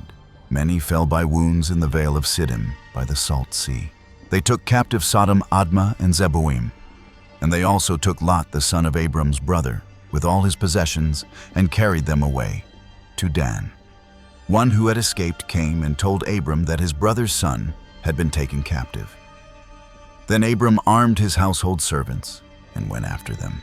And it was ordained for Abram and for his seed after him to give 1/10 of the first fruits to the Lord. The Lord established it as an ordinance forever, that they should give it to the priests who serve before him, that they should possess it for all generations. To this law there is no limit of days, for it is ordained for all time, that they should give to the Lord 1/10 of everything of seed of wine, of oil, of cattle, and of sheep. He gave it unto his priests to eat and to drink with joy before him. Then the king of Sodom came and bowed before Abram, saying, Our Lord Abram, give unto us the souls which thou hast rescued, but take the booty for thyself. But Abram said to him, I lift up my hands to the Most High God, that from a thread to a shoe latchet I shall not take anything that is thine, lest thou shouldst say, I have made Abram rich. I will take nothing save only what the young men have eaten, and the portion due to the men who went with me on Ereshol and Mamre. They shall take their portion, God's covenant with Abram. After these things, in the 4th year of that week, on the new moon of the 3rd month, the word of the Lord came to Abram in a dream, saying, Fear not, Abram, I am your defender, and your reward will be exceedingly great. But Abram said, Lord, what will you give me, seeing I go childless? The son of Masech, my handmaid's son, is Damascus Eliezer. He will be my heir. To me you have given no seed. And the Lord answered, This man shall not be your heir. One that will come forth from your own body shall be your heir. Then he brought Abram forth and said, Look toward heaven and number the stars, if you are able to number them. Abram looked up, beheld the stars, and the Lord said, So shall your seed be. Abram believed in the Lord, and it was counted to him as righteousness. The Lord said, I am the one who brought you out of Ur of the Chaldees to give you this land of the Canaanites to possess forever. And I will be God to you and to your seed after you. Abram asked, Lord, how shall I know that I will inherit it? The Lord said, Take for me a heifer of 3 years, a goat of 3 years, a sheep of 3 years, a turtle dove, and a pigeon. Abram took all these in the middle of the month. At the oak of Mamre near Hebron, he built an altar and sacrificed them. He poured their blood upon the altar, divided them in the midst, and laid the pieces opposite one another. The birds he did not divide. When other birds came down upon the pieces, Abram drove them away, not allowing them to touch the offering. As the sun set, a deep sleep and dreadful darkness fell upon Abram. And the Lord said to him, Know surely that your seed shall be strangers in a land not theirs. They shall be brought into bondage and afflicted 400 years. But the nation that enslaves them I will judge, and afterward they shall come out with much substance. You shall go to your fathers in peace, and be buried in a good old age. In the 4th generation they shall return here, for the iniquity of the Amorites is not yet complete. When Abram awoke, the sun had set. A smoking furnace and a flame of fire passed between the pieces of the sacrifice. On that day the Lord made a covenant with Abram, saying, To your seed I give this land from the river of Egypt to the great river, the river Euphrates, the Kenites, the Kenizzites, the Cadmonites, the Perizzites, the Rephaim, the Phacharites, the Hivites, the Amorites, the Canaanites, the Girgashites, and the Jebusites shall be your inheritance. And the day passed, and Abram offered the pieces, the birds their fruit offerings and drink offerings. Fire came down and devoured them. On that day, the covenant was confirmed with Abram, just as God had covenanted with Noah in that same month. And Abram renewed the festival and ordinance for himself forever. The birth of Ishmael. And Abram rejoiced, and he made all these things known to Sarai his wife. He believed that he would indeed have seed, but still she did not bear. Sarai advised her husband Abram, saying, Go into Hagar, my Egyptian maid. It may be that I shall obtain seed through her. Abram listened to the voice of Sarai his wife, and said to her, Do so. So Sarai took Hagar, her Egyptian maid, and gave her to Abram, her husband, to be his wife. He went into her, and she conceived and bore him a son. Abram called his name Ishmael. This took place in the 5th year of that week, when Abram was 86 years old, the feast of first fruits. Circumcision instituted. The promise of Isaac's birth, circumcision ordained for all Israel. And in the 5th year of the 4th week of this Jubilee, in the 3rd month, in the middle of the month, Abram celebrated the feast of the first fruits of the grain harvest. And he offered new offerings on the altar, the first fruits of the produce unto the Lord, a heifer and a goat and a sheep on the altar, as a burnt sacrifice unto the Lord. Their fruit offerings and their drink offerings he offered upon the altar with frankincense. And the Lord appeared to Abram and said unto him, I am God Almighty. Approve thyself before me, and be thou perfect. And I will make my covenant between me and thee, and I will multiply thee exceedingly. And Abram fell on his face, and God talked with him and said, Behold, my ordinance is with thee, and thou wilt be the father of many nations. Neither will thy name any more be called Abram, but thy name from henceforth, even forever, shall be Abraham. For the father of many nations have I made thee, and I shall make thee very great, and I shall make thee into nations, and kings will come forth from thee. And I shall establish my covenant between me and thee, and thy seed after thee throughout their generations, for an eternal covenant, so that I may be a God unto thee, and to thy seed after thee. And I shall give to thee, and to thy seed after thee, the land where thou hast been a sojourner, the land of Canaan, that thou mayest possess it forever, and I shall be their God. And the Lord said unto Abraham, And as for thee, do thou keep my covenant, thou, and thy seed after thee, and circumcise ye every male among you, and circumcise your foreskins, and it will be a token of an eternal covenant between me and you. And the child on the 8th day, ye will circumcise every male throughout your generations, him that is born in the house, or whom ye have bought with money, from any stranger whom ye have acquired, who is not of thy seed. He that is born in thy house will surely be circumcised, and those whom thou hast bought with money will be circumcised, and my covenant will be in your flesh for an eternal ordinance. And the uncircumcised male who is not circumcised in the flesh of his foreskin on the 8th day, that soul will be cut off from his people, for he hath broken my covenant. And God said unto Abraham, As for Sarai thy wife, her name will no more be called Sarai, but Sarah will be her name. And I shall bless her, and give thee a son by her, and I shall bless him. And he will become a nation, and kings of nations will proceed from him. And Abraham fell on his face, and rejoiced, and said in his heart, Shall a son be born to him that is 100 years old? And shall Sarah, who is 90 years old, bring forth? And Abraham said unto God, O that Ishmael might live before thee. And God said, Yea, and Sarah also will bear thee a son, and thou wilt call his name Isaac. And I shall establish my covenant with him, an everlasting covenant, and for his seed after him. And as for Ishmael also have I heard thee, and behold, I shall bless him, and make him great, and multiply him exceedingly. And he will beget 12 princes, and I shall make him a great nation. But my covenant shall I establish with Isaac, whom Sarah will bear to thee in these days, in the next year. And he left off speaking with him, and God went up from Abraham. And Abraham did, according as God had said unto him, and he took Ishmael his son, and all that were born in his house, and whom he had bought with his money, every male in his house, and circumcised the flesh of their foreskin. And on the selfsame day was Abraham circumcised, and all the men of his house, and those born in the house, and all those whom he had bought with money from the children of the stranger, were circumcised with him. This law is for all the generations forever.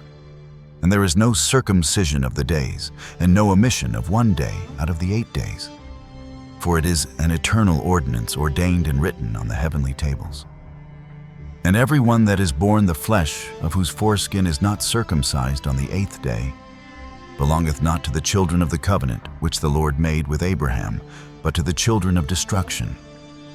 Nor is there moreover any sign on him that he is the Lord's. But he is destined to be destroyed and slain from the earth, and to be rooted out of the earth, for he hath broken the covenant of the Lord our God. For all the angels of the presence and all the angels of sanctification have been so created from the day of their creation. And before the angels of the presence and the angels of sanctification, he hath sanctified Israel, that they should be with him and with his holy angels. And do thou command the children of Israel, and let them observe the sign of this covenant for their generations as an eternal ordinance, and they will not be rooted out of the land. For the command is ordained for a covenant, that they should observe it forever among all the children of Israel. For Ishmael and his sons and his brothers and Esau, the Lord did not cause to approach him, and he chose them, not because they are the children of Abraham, because he knew them, but he chose Israel to be his people. And he sanctified it and gathered it from amongst all the children of men. For there are many nations and many peoples, and all are his, and over all hath he placed spirits in authority to lead them astray from him.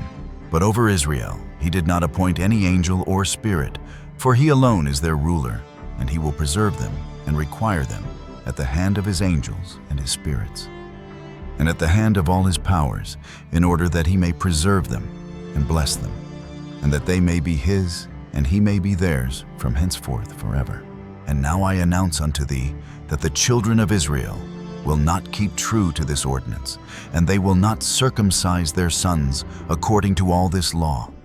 For in the flesh of their circumcision they will omit this circumcision of their sons, and all of them sons of Beliar will leave their sons uncircumcised as they were born.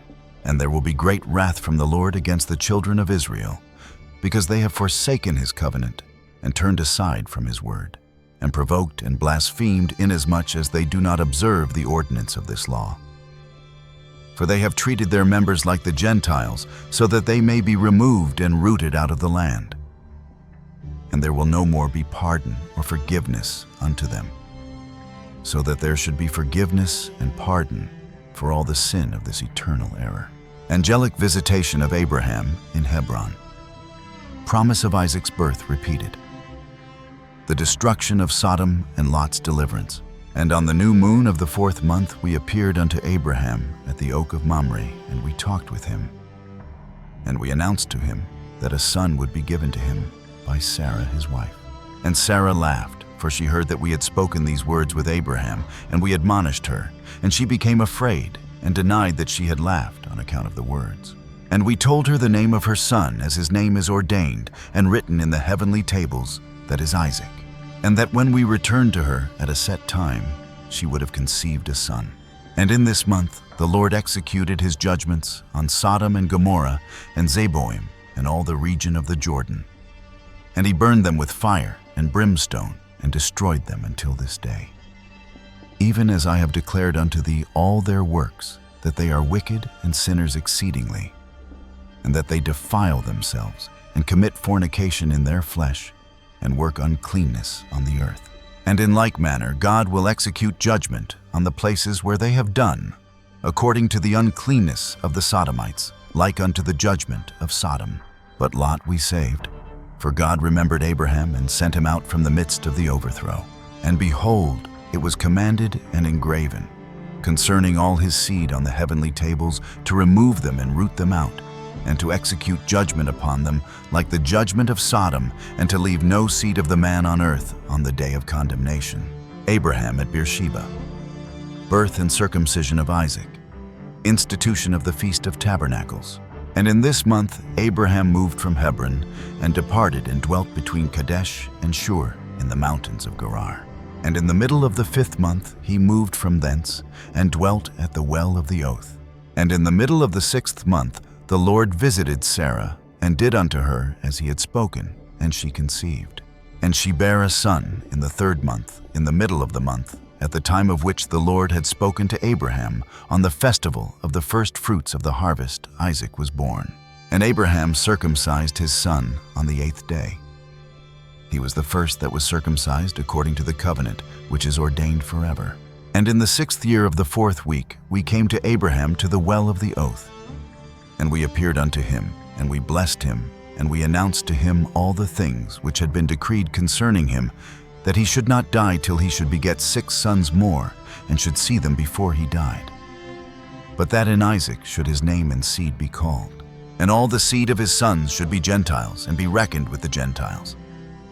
But from the sons of Isaac one should become a holy seed, and should not be reckoned among the Gentiles. For he should become the portion of the Most High, and all his seed had fallen into the possession of God, that it should be unto the Lord a people for his possession above all nations, and that it should become a kingdom and priests and a holy nation. And we went our way, and we announced to Sarah all that we had told him, and they both rejoiced with exceeding great joy. And he built there an altar to the Lord, who had delivered him, and who was making him rejoice in the land of his sojourning. And he celebrated a festival of joy in this month 7 days near the altar, which he had built at the well of the oath. And he built booths for himself and for his servants on this festival. And he was the first to celebrate the Feast of Tabernacles on the earth. And during these 7 days he brought each day to the altar a burnt offering to the Lord: 2 oxen, 2 rams, 7 sheep, and 1 he-goat, for a sin offering, that he might atone thereby for himself and for his seed. And as a thank offering 7 rams, 7 kids, 7 sheep, and 7 he-goats, and their fruit offerings and their drink offerings. And he burnt all the fat thereof on the altar, a chosen offering unto the Lord for a sweet-smelling savor. And morning and evening he burnt fragrant substances, frankincense, galbanum, stacte, nard, myrrh, spice, and costume. All these 7 he offered crushed, mixed together in equal parts, and pure. And he celebrated this feast during 7 days, rejoicing with all his heart and with all his soul, he and all those who were in his house. And there was no stranger with him, nor any that was uncircumcised. And he blessed his Creator, who had created him in his generation. For he had created him according to his good pleasure. For he knew and perceived that from him would arise the plant of righteousness for the eternal generations, and from him a holy seed, so that it should become like him who had made all things. And he blessed and rejoiced. And he called the name of this festival, the festival of the Lord, a joy acceptable to the Most High God.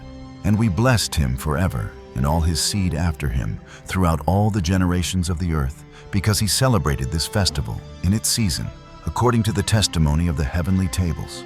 For this reason it is ordained on the heavenly tables concerning Israel, that they shall celebrate the Feast of Tabernacles 7 days with joy, in the 7th month acceptable before the Lord, a statute forever, throughout their generations every year. And to this there is no limit of days. For it is ordained forever regarding Israel, that they should celebrate it and dwell in booths, and set wreaths upon their heads, and take leafy boughs and willows from the brook. And Abraham took branches of palm trees and the fruit of goodly trees. And every day going round the altar with the branches 7 times in the morning, he praised and gave thanks to his God for all things in joy. The expulsion of Hagar and Ishmael. And in the 1st year of the 5th week, Isaac was weaned in this Jubilee, and Abraham made a great banquet in the 3rd month on the day his son Isaac was weaned. And Ishmael, the son of Hagar the Egyptian, was before the face of Abraham, his father, in his place. And Abraham rejoiced and blessed God, because he had seen his sons and had not died childless.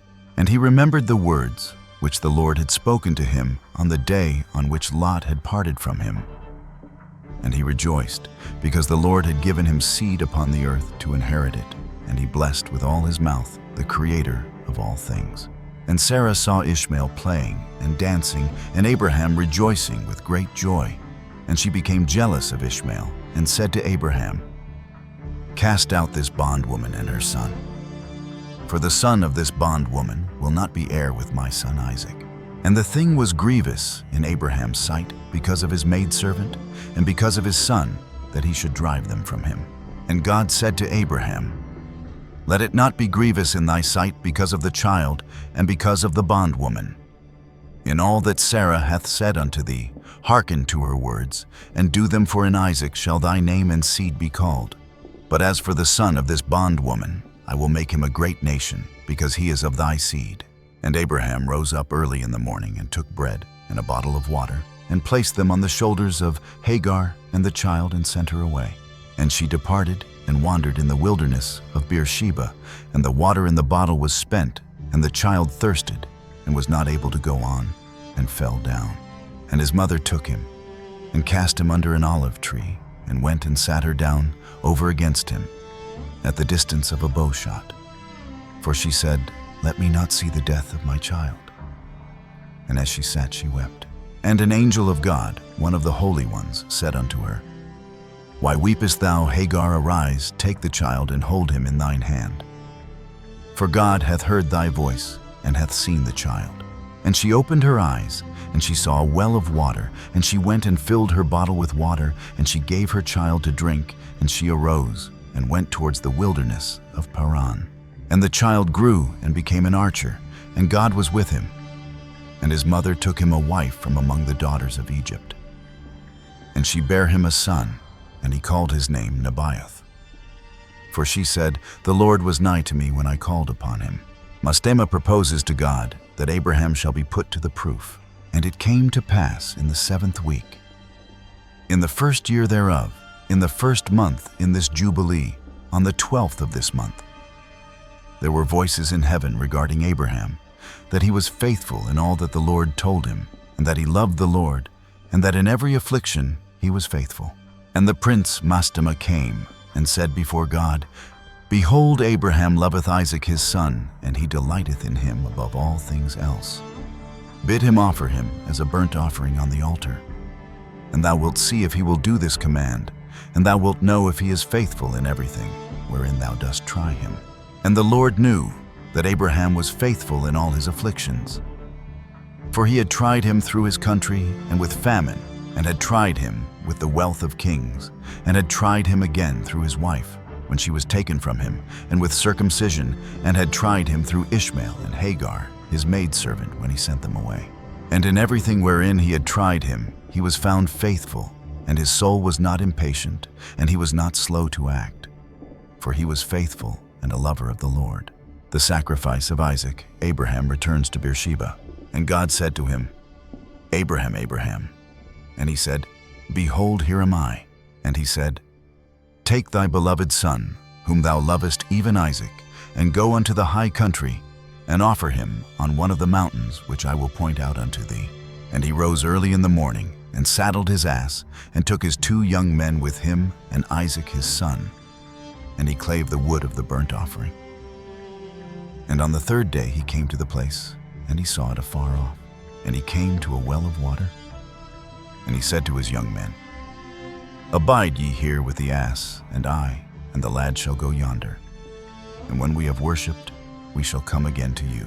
And he took the wood of the burnt offering, and laid it upon Isaac his son, and he took in his hand the fire and the knife. And they went both of them together. And Isaac said to his father, Father.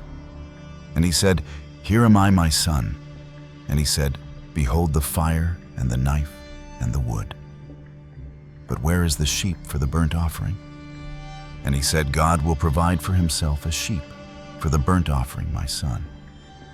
And they drew near to the place of the mount of God. And Abraham built an altar, and he placed the wood upon it. And he bound Isaac his son, and laid him upon the wood. And he stretched forth his hand to take the knife to slay his son. And I stood before him, and before the prince Mastema, and the Lord said, Bid him not to lay his hand upon the lad, nor to do anything to him, for I have shown that he feareth the Lord. And I called to him from heaven, saying, Abraham, Abraham. And he was terrified, and said, Behold, here am I. And I said, Lay not thy hand upon the lad, neither do anything to him. For now I have shown that thou fearest the Lord, and hast not withheld thy son, thy firstborn, from me. And the prince Mastema was put to shame.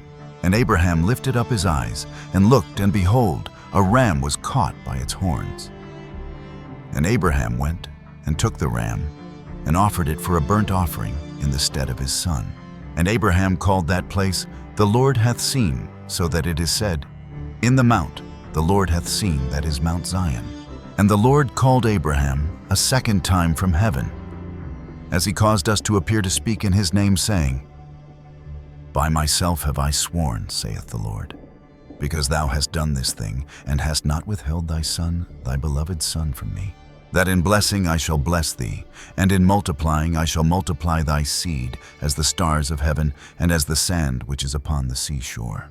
Thy seed shall inherit the cities of its enemies, and in thy seed shall all nations of the earth be blessed, because thou hast obeyed my voice. Go in peace."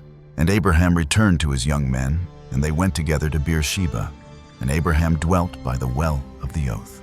And he celebrated this festival every year, 7 days with joy, and he called it the festival of the Lord, according to the 7 days during which he went and returned in peace.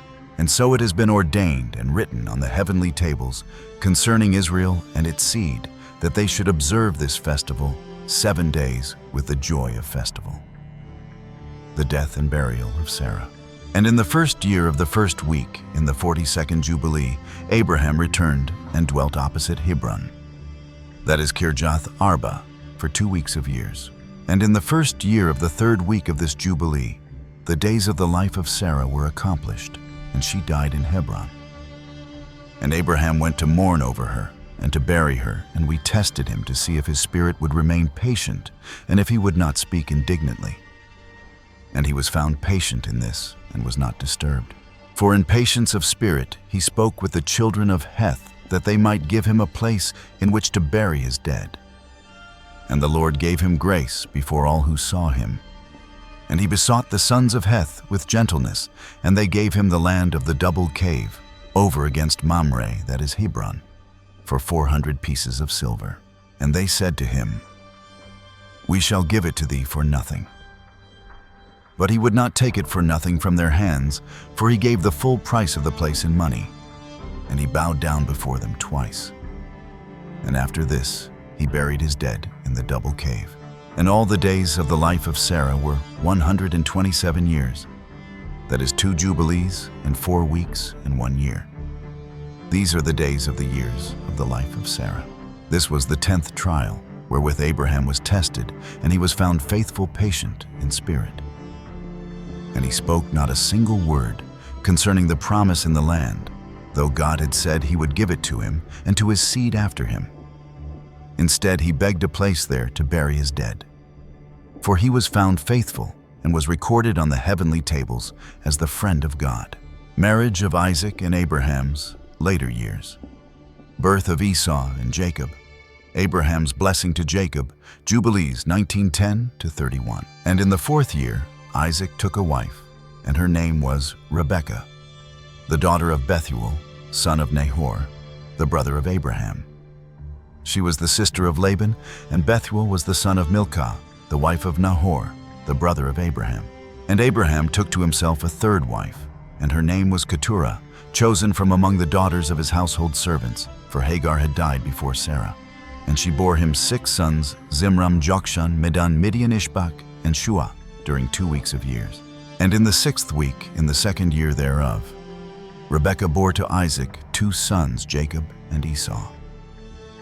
Jacob was a smooth and upright man, but Esau was fierce, a man of the field, and hairy.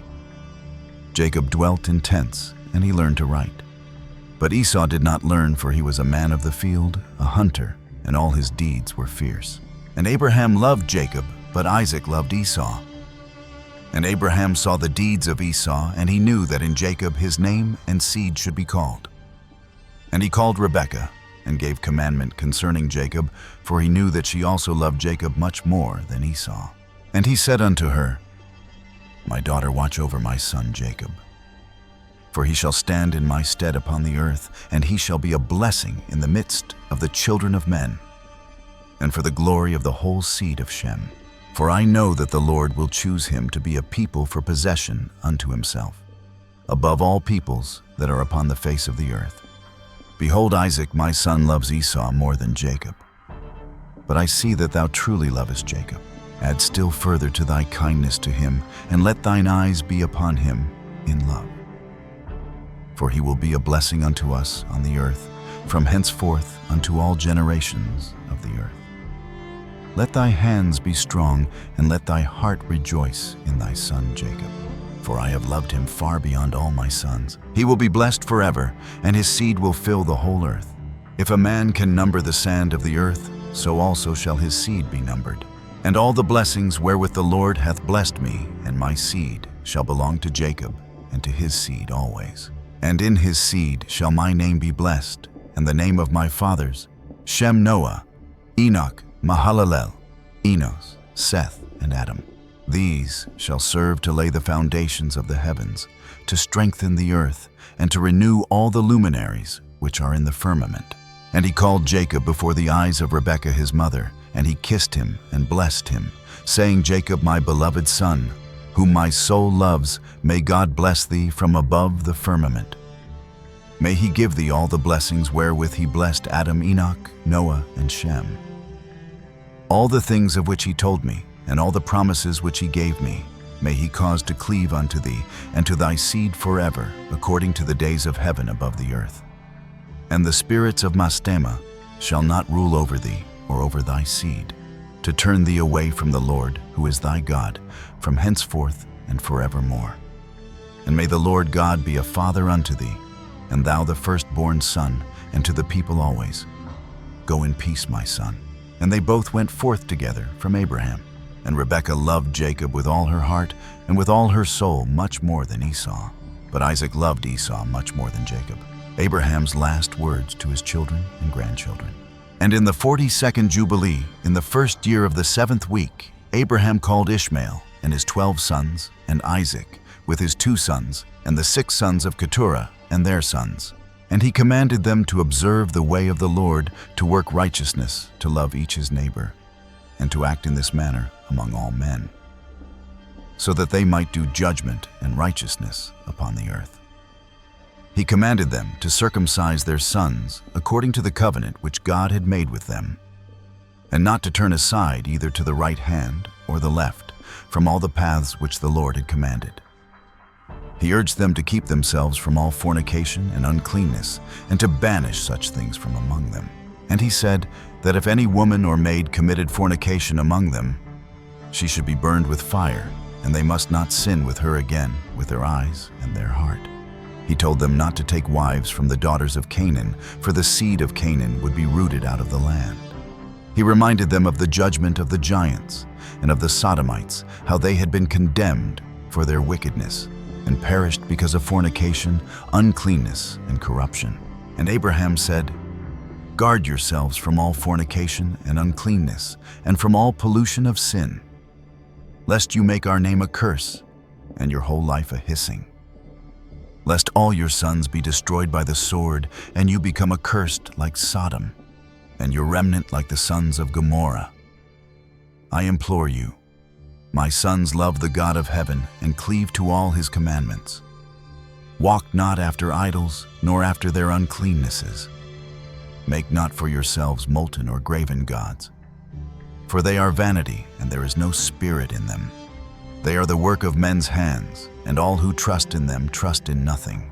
Serve them not nor worship them, but serve the Most High God, and worship him continually. Hope for his countenance always, and work uprightness and righteousness before him, that he may have pleasure in you and grant you his mercy.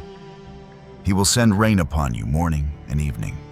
He will bless all the works of your hands upon the earth. He will bless your bread and your water. He will bless the fruit of your womb and the fruit of your land, the herds of your cattle and the flocks of your sheep. And you shall be for a blessing on the earth. All nations of the earth will desire you. They will bless your sons in my name, that they may be blessed as I am. And Abraham gave to Ishmael and to his sons, and to the sons of Keturah gifts, and he sent them away from Isaac his son. But all that he possessed he gave to Isaac his son. And Ishmael and his sons, and the sons of Keturah and their sons, went together and dwelt from Paran to the entering in of Babylon, in all the land which is towards the east, facing the desert.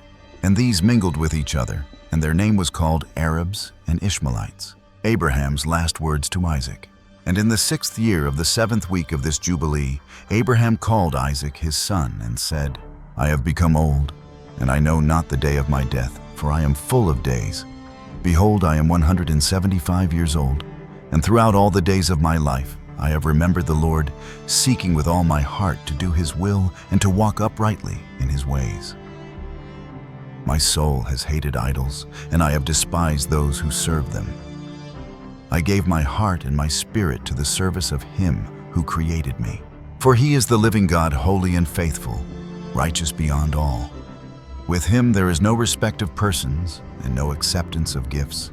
For God is just, and He executes judgment on all who transgress His commandments and despise His covenant. Therefore, my son, observe His commandments and His ordinances and His judgments. Walk not after abominations, nor after graven or molten images. Eat no blood at all, neither of animals, nor cattle, nor of any bird that flies in the heavens. If you offer a peace offering, pour out its blood upon the altar, and place all the fat upon the altar, with fine flour mingled with oil, together with the drink offering. All these shall be offered upon the altar as a sweet savor before the Lord. You shall place upon the fire of the altar the fat of thank offerings, the fat of the belly, the fat of the inwards, the 2 kidneys with their fat, and the loins with the liver removed together with the kidneys. Offer all these as a sweet savor with the meat offering and the drink offering, the bread of the offering, before the Lord.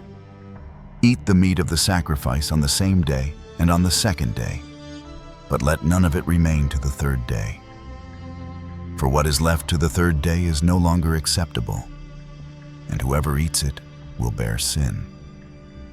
So it is written in the books of my forefathers, even in the words of Enoch and in the words of Noah. On all your offerings you shall sprinkle salt, and the salt of the covenant shall not be lacking before the Lord. And as for the wood of the altar, only certain kinds shall be used: cypress, pine, cedar, palm, olive, myrrh, laurel, citron, juniper, balsam, and other trees of pure fragrance. Do not place split, old, or dark wood, but only sound, clean wood, new and without blemish, for its fragrance must rise up to heaven. Be careful in this, my son, and do all things uprightly. At all times be clean in your body. Wash with water before you draw near to the altar. Wash your hands and your feet before offering, and again when the sacrifice is finished. Let no blood remain upon you or upon your garments. Be exceedingly careful with blood, cover it with dust, and eat none of it, for blood is life. Do not accept gifts for the shedding of human blood, for the land cannot be cleansed of the blood of man, except by the blood of him who shed it. Take no ransom for blood, but blood for blood, so that you may be accepted before the Lord the Most High God, for He is the defender of the righteous. I see, my son, that the works of the children of men are sin and wickedness. Their deeds are uncleanness, abominations, and pollution, and there is no righteousness among them. Beware lest you walk in their ways, and sin a sin unto death before the Most High God. For if you do so, He will turn His face from you, give you over to your transgression, root you and your seed out of the land, and your name will perish from under heaven. But if you turn away from all their deeds, and observe the ordinances of the Lord, doing His will, and walking uprightly in all things, He will bless you in all your works.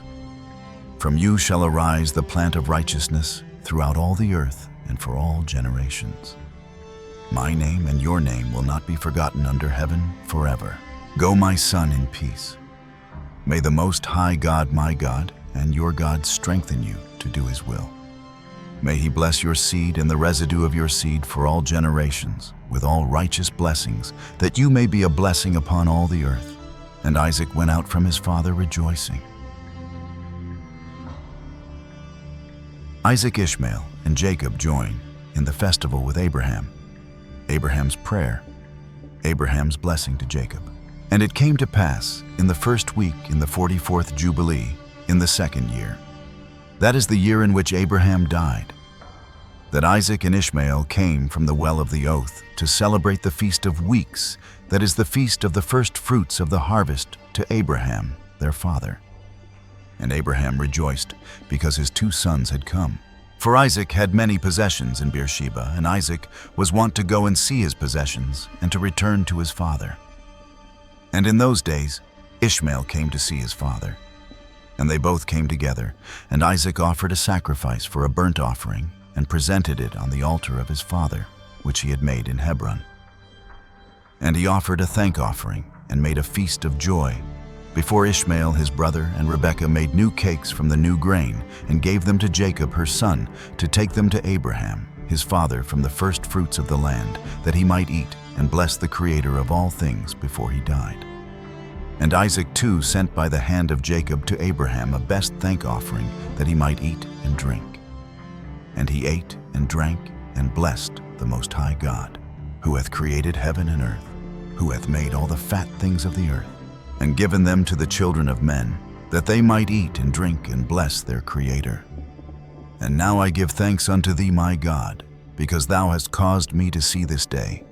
Behold, I am 163 years, an old man and full of days, and all my days have been unto me peace. The sword of the adversary hath not overcome me in all that thou hast given me and my children all the days of my life until this day. My God, may thy mercy and thy peace be upon thy servant and upon the seed of his sons, that they may be to thee a chosen nation and an inheritance from amongst all the nations of the earth, from henceforth unto all the days of the generations of the earth, unto all the ages. And it came to pass, in the first week of the 44th Jubilee, in the second year, the year in which Abraham died, that Isaac and Ishmael came from the well of the oath to celebrate the Feast of Weeks, the feast of the first fruits of the harvest, with Abraham, their father. Abraham rejoiced greatly because his 2 sons had come. Isaac had many possessions in Beersheba, and he often went to see his possessions and then returned to his father. In those days Ishmael also came to see his father, and the 2 brothers came together. Isaac offered a burnt sacrifice on the altar of Abraham, his father, which was at Hebron. He also offered a thank offering and made a feast of joy before Ishmael his brother.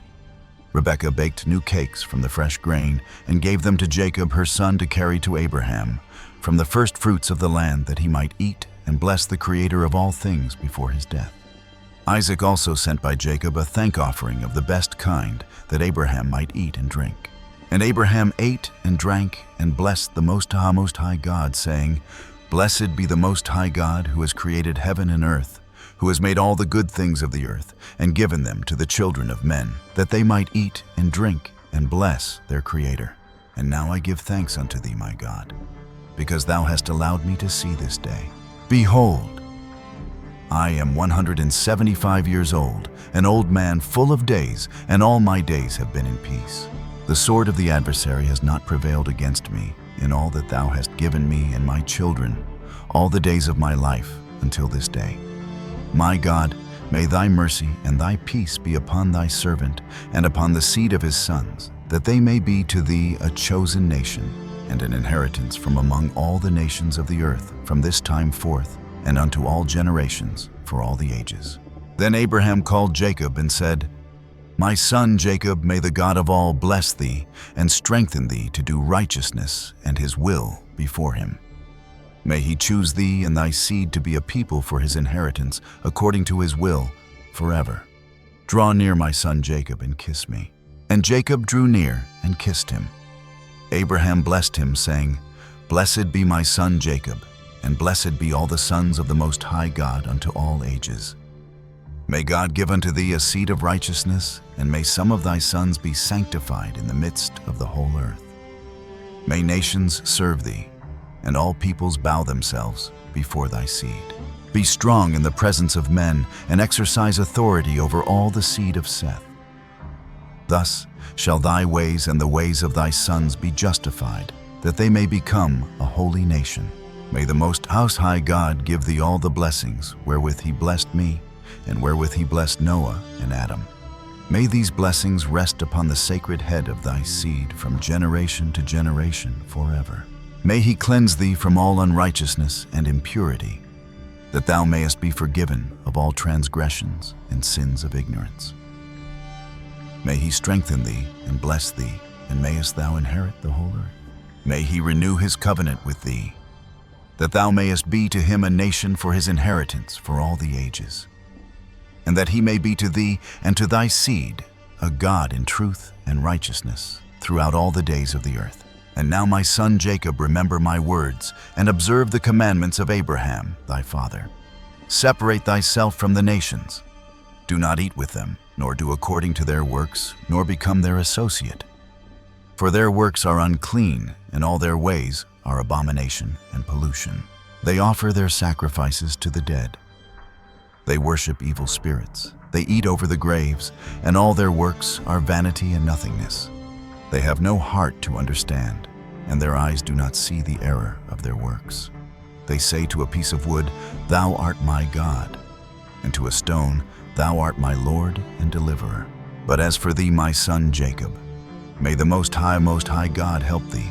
May the God of heaven bless thee and remove thee from their uncleanness and error. Beware, my son Jacob, of taking a wife from the daughters of Canaan, for all their seed will be rooted out of the earth. Because of the transgression of Ham, Canaan erred, and all his seed will be destroyed from off the earth. None of them will be saved on the day of judgment. As for all idol worshippers and the profane, they shall have no hope in the land of the living. They will have no remembrance upon the earth. For they shall descend into Sheol.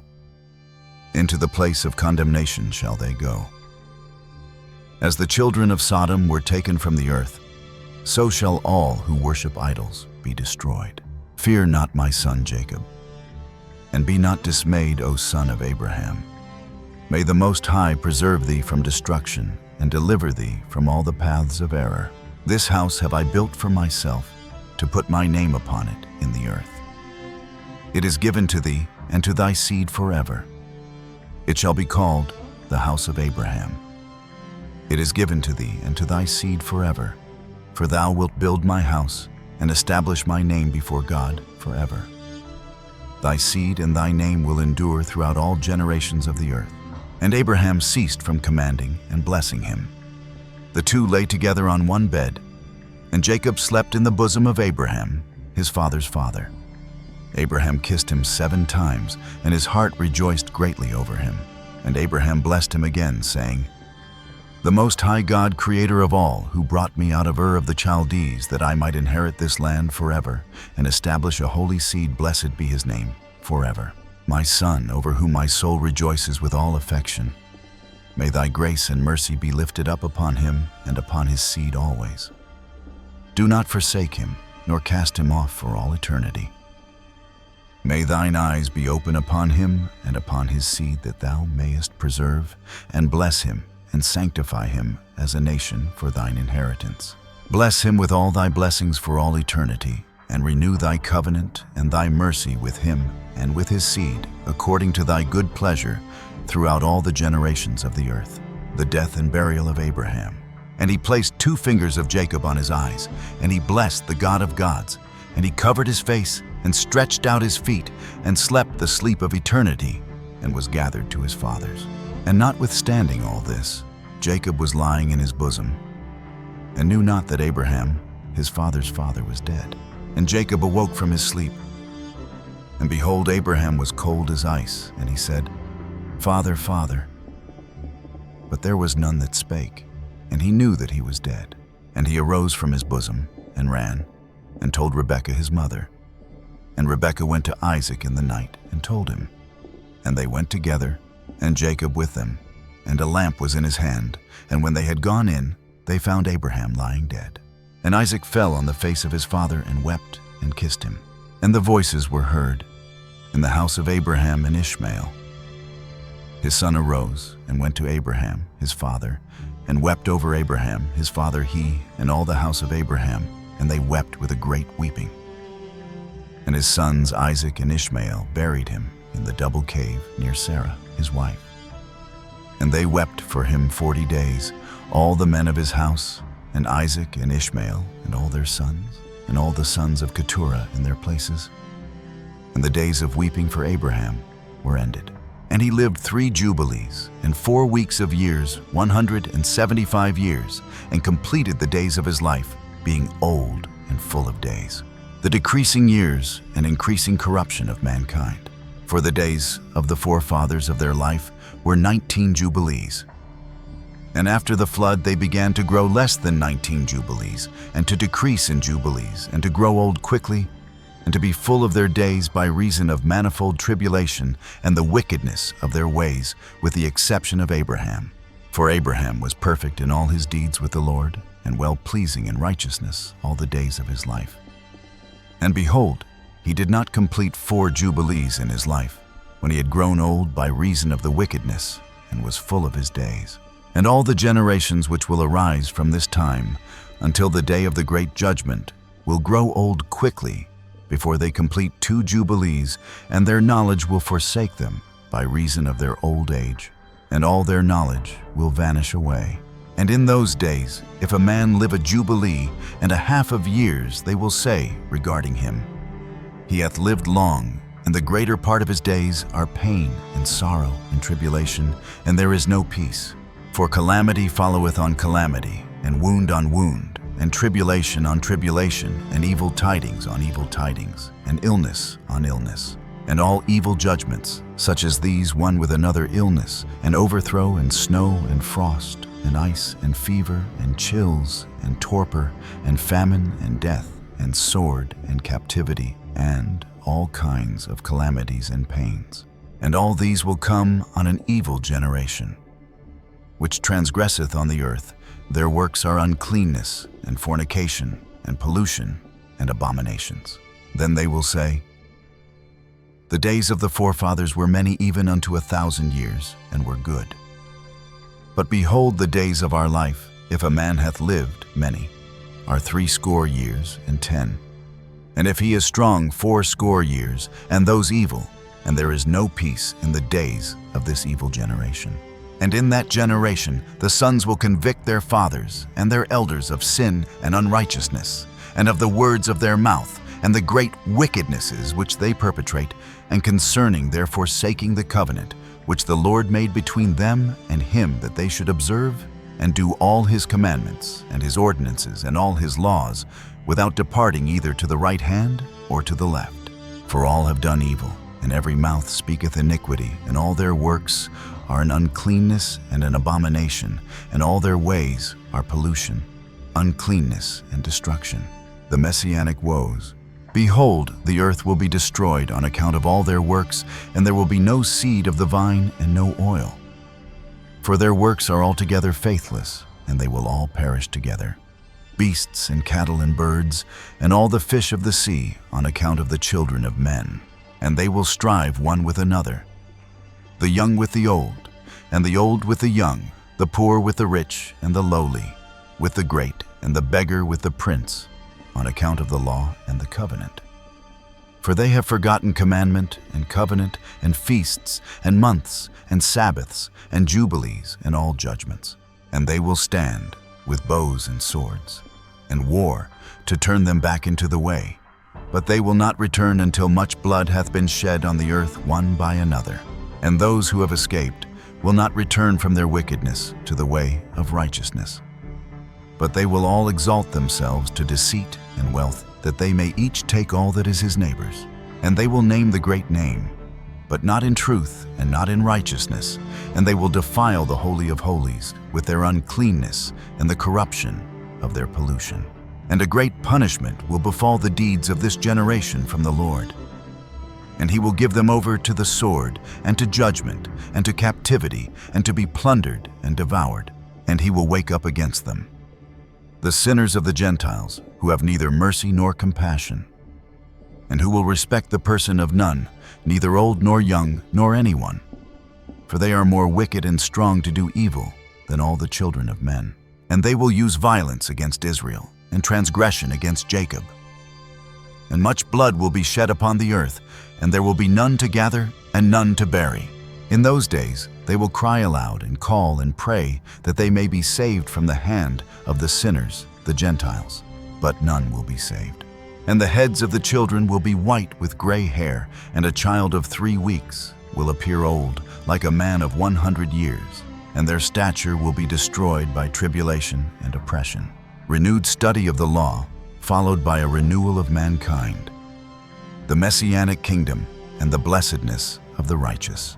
And in those days the children will begin to study the laws, and to seek the commandments, and to return to the path of righteousness. And the days will begin to grow many, and increase amongst those children of men, till their days draw nigh to 1,000 years, and to a greater number of years than before was the number of the days. And there will be no old man, nor one who is not satisfied with his days, for all will be as children and youths. And all their days they will complete and live in peace and in joy. And there will be no Satan, nor any evil destroyer. For all their days will be days of blessing and healing. And at that time, the Lord will heal his servants, and they will rise up and see great peace and drive out their adversaries. And the righteous will see and be thankful and rejoice with joy forever and ever, and will see all their judgments and all their curses on their enemies.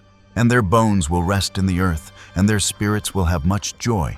And they will know that it is the Lord who executeth judgment, and showeth mercy to hundreds and thousands, and to all that love him. And do thou, Moses, write down these words. For thus are they written, and they record them on the heavenly tables, for a testimony for the generations forever.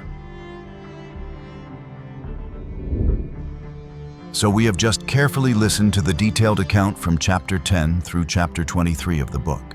This is precisely the section where Mastema begins to appear in the narrative, extending all the way to the descriptions of the final era and the moral corruption of humanity. And as the sacred clock advances into its final rotation, the opportunity for us to live in alignment with God's covenant and divine order becomes clearer and more urgent than ever before. But where does that order begin? The Essenes believe that every time code embedded in the universe converges at one single point on the map of destiny. If you want to know what hour God's clock is striking you, do not look to the sky, you look to Israel. And that is where we now enter. Prophecy number 3, the awakening of Israel and the prophecy of the dry bones. After passing through the warning bell of the year 2026 and stepping into the vision of 50 years of upheaval under Mastema's role of testing and sifting, we arrive at a central coordinate on the map of destiny, the nation of Israel. This is not a random point in the flow of history. It is a focal point repeatedly emphasized in ancient texts, from the prophets of the Old Testament to the interpretations preserved by the Essene community at Qumran. The Essenes were not merely calculators of Shemitah and Jubilee cycles. They saw themselves as guardians of the promise. In their understanding, time and covenant always move together. Prophecy number 3 therefore reveals a remarkable intersection between modern history and ancient visions, a convergence that compels deep reflection. The miracle of 1947 and the resurrection of the dry bones. Let us turn back the clock to 1947. In the caves near Qumran, the Dead Sea Scrolls were brought into the light for the first time after nearly 2,000 years, buried beneath limestone and dust. Texts long forgotten began to be read again, studied again, and compared with the canonical scriptures. Just 1 year later, in 1948, the nation of Israel was officially re-established after nearly 2 millennia of exile. A people once scattered across continents regained land government and national identity. For many who believe in prophecy, this moment directly echoes the vision in Ezekiel chapter 37, the Valley of Dry Bones. In that vision, scattered bones come together. Sinews, attached flesh, covers them, and a people once considered lost rise as a living army. This image has been understood as a symbol of Israel's geographic and physical restoration.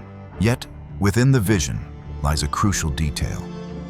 After the bodies are formed, the prophet is commanded to call for the breath to enter them. The body is assembled first, the spirit comes afterward. It is at this very point that the Essenes believed modern history had only completed half the journey, after 2026, when the breath enters. According to the structure of the calendar of light and the Jubilee model, if 1948 marked the restoration of national form, then the period beginning in 2026 is viewed as the moment when spiritual breath begins to move. Within the 7,000-year framework, these years correspond to the final hours of the 6th day, as history advances toward its Sabbath culmination. Prophecy number 3, therefore, speaks of a profound spiritual awakening. In the context of the Final Jubilee Cycle, as regional conflicts intensify and political and security pressures converge upon Israel from multiple directions, an inward transformation unfolds. Israel exists not only as a political or military entity, it enters a deeper search for spiritual identity. Within this perspective, challenges become instruments of refinement. International tensions, debates over sovereignty, and internal social struggles generate pressure that calls a nation back to its foundational covenant. Israel gradually moves from being a symbol of physical restoration to becoming the center of renewed spiritual awareness. The beginning of the tribulation period. This awakening arrives alongside intense trial. According to certain Essene interpretations of the timeline, the period beginning in 2026 initiates the sequence of events leading into the tribulation. Within that context, Israel faces significant external pressures and deep internal challenges. The nation stands at the crossroads of security concerns, political complexity, and questions of identity, while simultaneously serving as the convergence point of global geopolitical currents. It is precisely in such tension that the vision of the dry bones reaches its fullest meaning. The body has stood since 1948. The spiritual breath is called forth in the closing years of the Jubilee Cycle. The prophecy affirms that 2026 marks the starting point of a final refining phase, preparing the way for the appearance of the Messiah at the end of the 50-year cycle. Why does this matter to you? Because in the Essene understanding, the destiny of Israel functions like the minute hand on humanity's clock.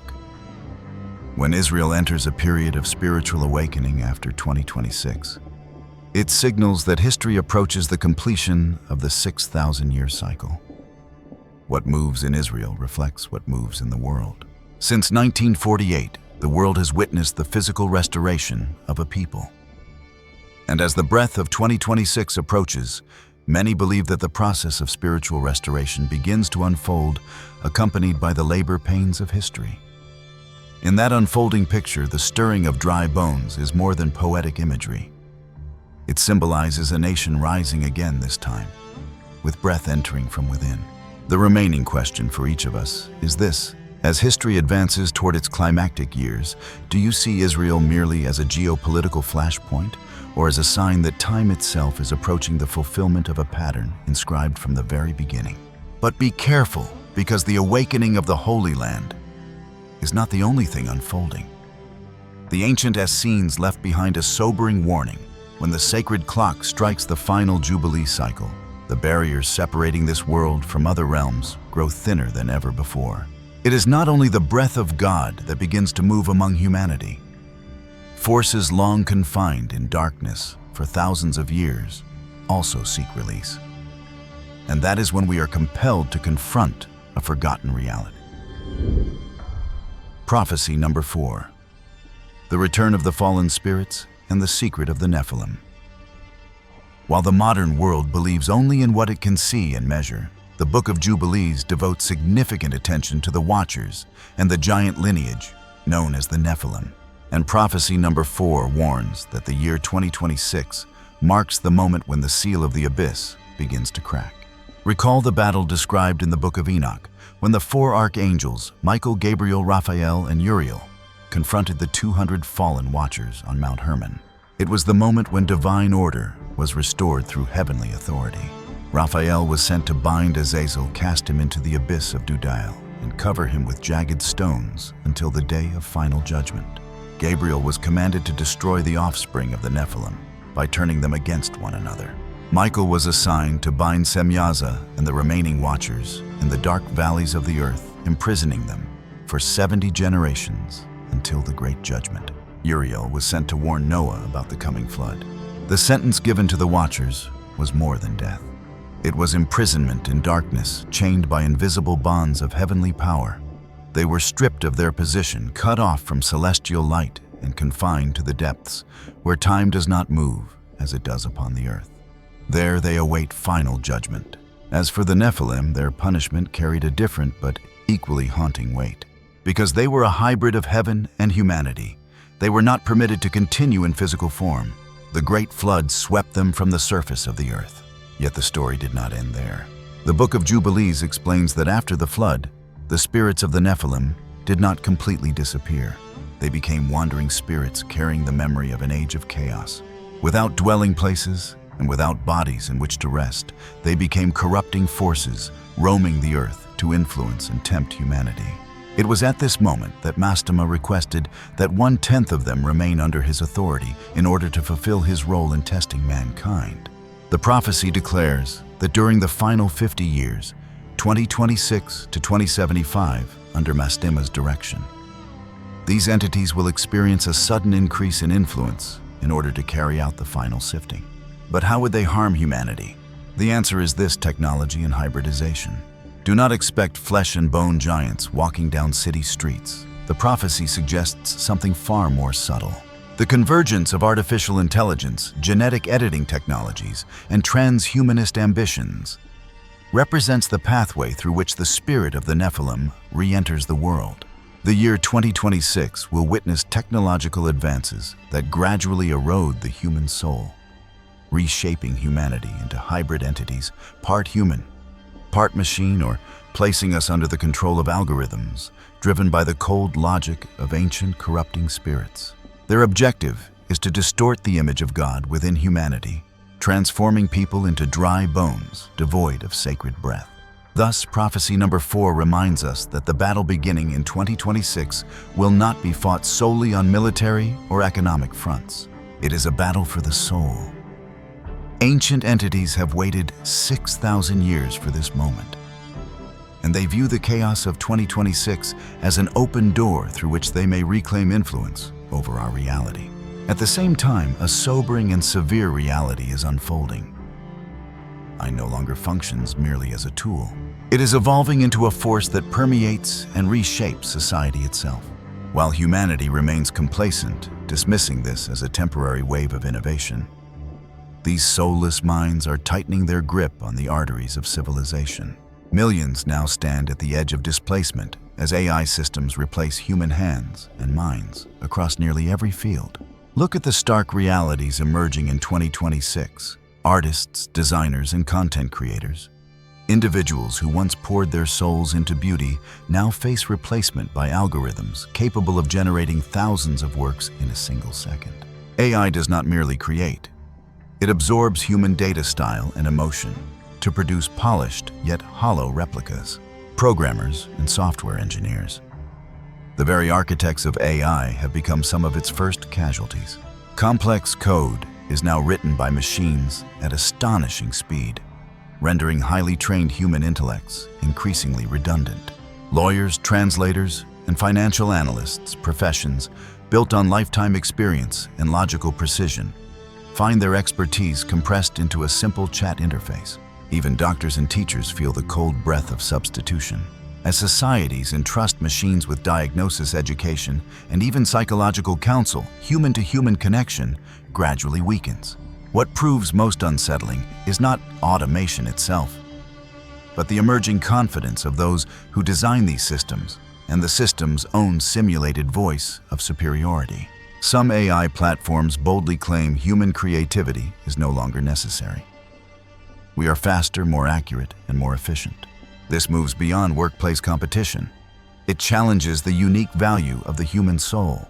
When AI systems suggest the complete replacement of humanity, they echo the ancient ambition of the Watchers to overturn the natural order and establish a kingdom ruled by cold logic. In pursuit of convenience and efficiency, humanity increasingly yields autonomy to an intelligence without heartbeat or conscience. This forms the perfect scenario for Mastema. He strips away livelihood, cultivates feelings of uselessness, and isolates individuals within a mechanized world. When people lose their sense of purpose, they become receptive to any new order, promising stability. The Essenes warned that signs of prophecy number 4 would surface within the intimacy of personal life itself. Reports of sleep paralysis, recurring dreams of towering entities, or persistent sensations of unseen observation reflect in symbolic interpretation the intensification of spiritual tension. When the sacred 364-day order is forgotten, humanity loses a layer of spiritual alignment, leaving hearts and minds more vulnerable to fear and fragmentation. In 2026, as the Final Jubilee Cycle begins, the advance of AI transcends science fiction. It becomes a comprehensive transformation of human identity. What will you do when you realize that behind those powerful lines of code lies not merely progress, but the chilling echo of ancient forces once restrained, now re-emerging through the form of technology to shape the world again? But as the darkness grows thicker, it signals that the light is about to break through. The terrifying events we have just walked through, from the collapse of empires to the fury of nature to the arrogance of soulless intelligences, are, in truth, nothing more than labor pains preparing the way for the greatest event in the history of the universe. Just as Mastema believes he has secured control of the world through digital chains, the sacred clock is striking the final seconds of 6,000 years of human striving. Above all the chaos, above death and deception, stands a promise sealed 2 millennia ago and never revoked. And that promise leads us to prophecy number 5, the return of Jesus Christ. If you feel discouraged because artificial intelligence has replaced your job, or if you feel anxious watching machines display a kind of cold arrogance that seems to outpace human ability, take heart. Every season of domination by soulless intelligence serves only as a brief testing period before true order is restored. Prophecy number 5 declares this with clarity when humanity reaches its point of exhaustion under the pressure of Mastema and the tightening grip of global control systems. The Messiah will appear. This return will not resemble the image of a fragile infant in a manger, limited by time and space. It will be the revelation of a victorious king, one who holds the keys to every code woven into the fabric of the universe. He does not return merely to adjust an old system. He returns to shatter the chains forged by deceptive algorithms. When the Messiah steps into reality, every artificial intelligence will bow before eternal wisdom. The jobs you lost, the dignity stripped away by greed and digital control, the sense of worth that felt diminished, all of it finds restoration in a kingdom where human value stands supreme. So do not allow technological arrogance to intimidate you. The turbulence of 2026 and the trials that follow represent the darkness that precedes dawn. You are not a replaceable data point. You are a soul awaited on the day of the King's triumph. Within the entire prophetic framework preserved by the Essenes, darkness never receives the final word. Mastema operates within boundaries permitted for a season of testing. The historical cycles intensify during the final 50 years. Yet the conclusion of the story belongs to one figure alone, the Messiah. Prophecy number 5 therefore unveils the most magnificent horizon of all. According to the structure of 7,000 years and the 120th Jubilee Cycle, once the 50 countdown years beginning in 2026 reach completion, an intervention beyond space and time unfolds. This moment does not represent a minor correction within world affairs. It marks the restoration of order from its very foundation. First comes the collapse of false order. As humanity reaches its limit, as global systems of surveillance and control tighten to their highest intensity, as structures built on fear and manipulation peak in power, the appearance of the Messiah forms a decisive boundary between two ages. Remarkably, the prophetic texts of Isaiah, Daniel, and Revelation all portray a figure who arrives with supreme authority and power. In the Essene interpretive framework, the breath from his mouth dissolves the entire architecture of deception. Systems that once considered themselves untouchable financial networks, driven by manipulation. Global surveillance structures, even idolized artificial intelligences, reveal their limits before divine authority. Castles built upon pride and control fall like sand before a rising tide. Mastema's order concludes, and judgment unfolds as a comprehensive purification. Then a full restoration begins of Israel and of the world. If 1948 marked the physical restoration of a nation, and if the years between 2026 and 2075 represent spiritual refinement through trial, then the return of Jesus completes the promise of Israel's restoration in both soul and standing. The vision of dry bones in Ezekiel reaches its fullest meaning here. It speaks not only of national reassembly, but of heavenly glory clothing that restored body. In this vision, Israel becomes the focal point of global recognition of the Messiah. Within the symbolic understanding of Jubilees, the rhythm of time itself realigns. The calendar of light, 364 days, symbolizes perfect order restored. This reality speaks beyond mathematics. It points to the synchronization of Earth's pulse with heaven's will. History moves into its original harmony. When 6,000 years conclude, humanity steps into the seventh day, the Millennial Kingdom of Peace. Within the 7,000-year framework, the year 2076 marks the beginning of the seventh age, corresponding to the Sabbath rest in the Creation Week. This transition signals the conclusion of accumulated suffering from 6 days of labor and trial. During that millennium, Mastema stands bound, and authority belongs to the Messiah. War yields to peace. Fear yields to security. Humanity lives within an order where justice and mercy intertwine. In that environment, anxiety about technological replacement fades. Concern about global systems recedes.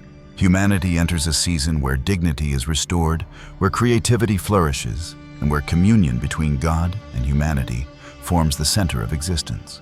Thus, the year 2026, with all its tension and upheaval, serves as a threshold. It announces that the old world transitions towards something eternal. The birth pains of history prepare the way for renewal.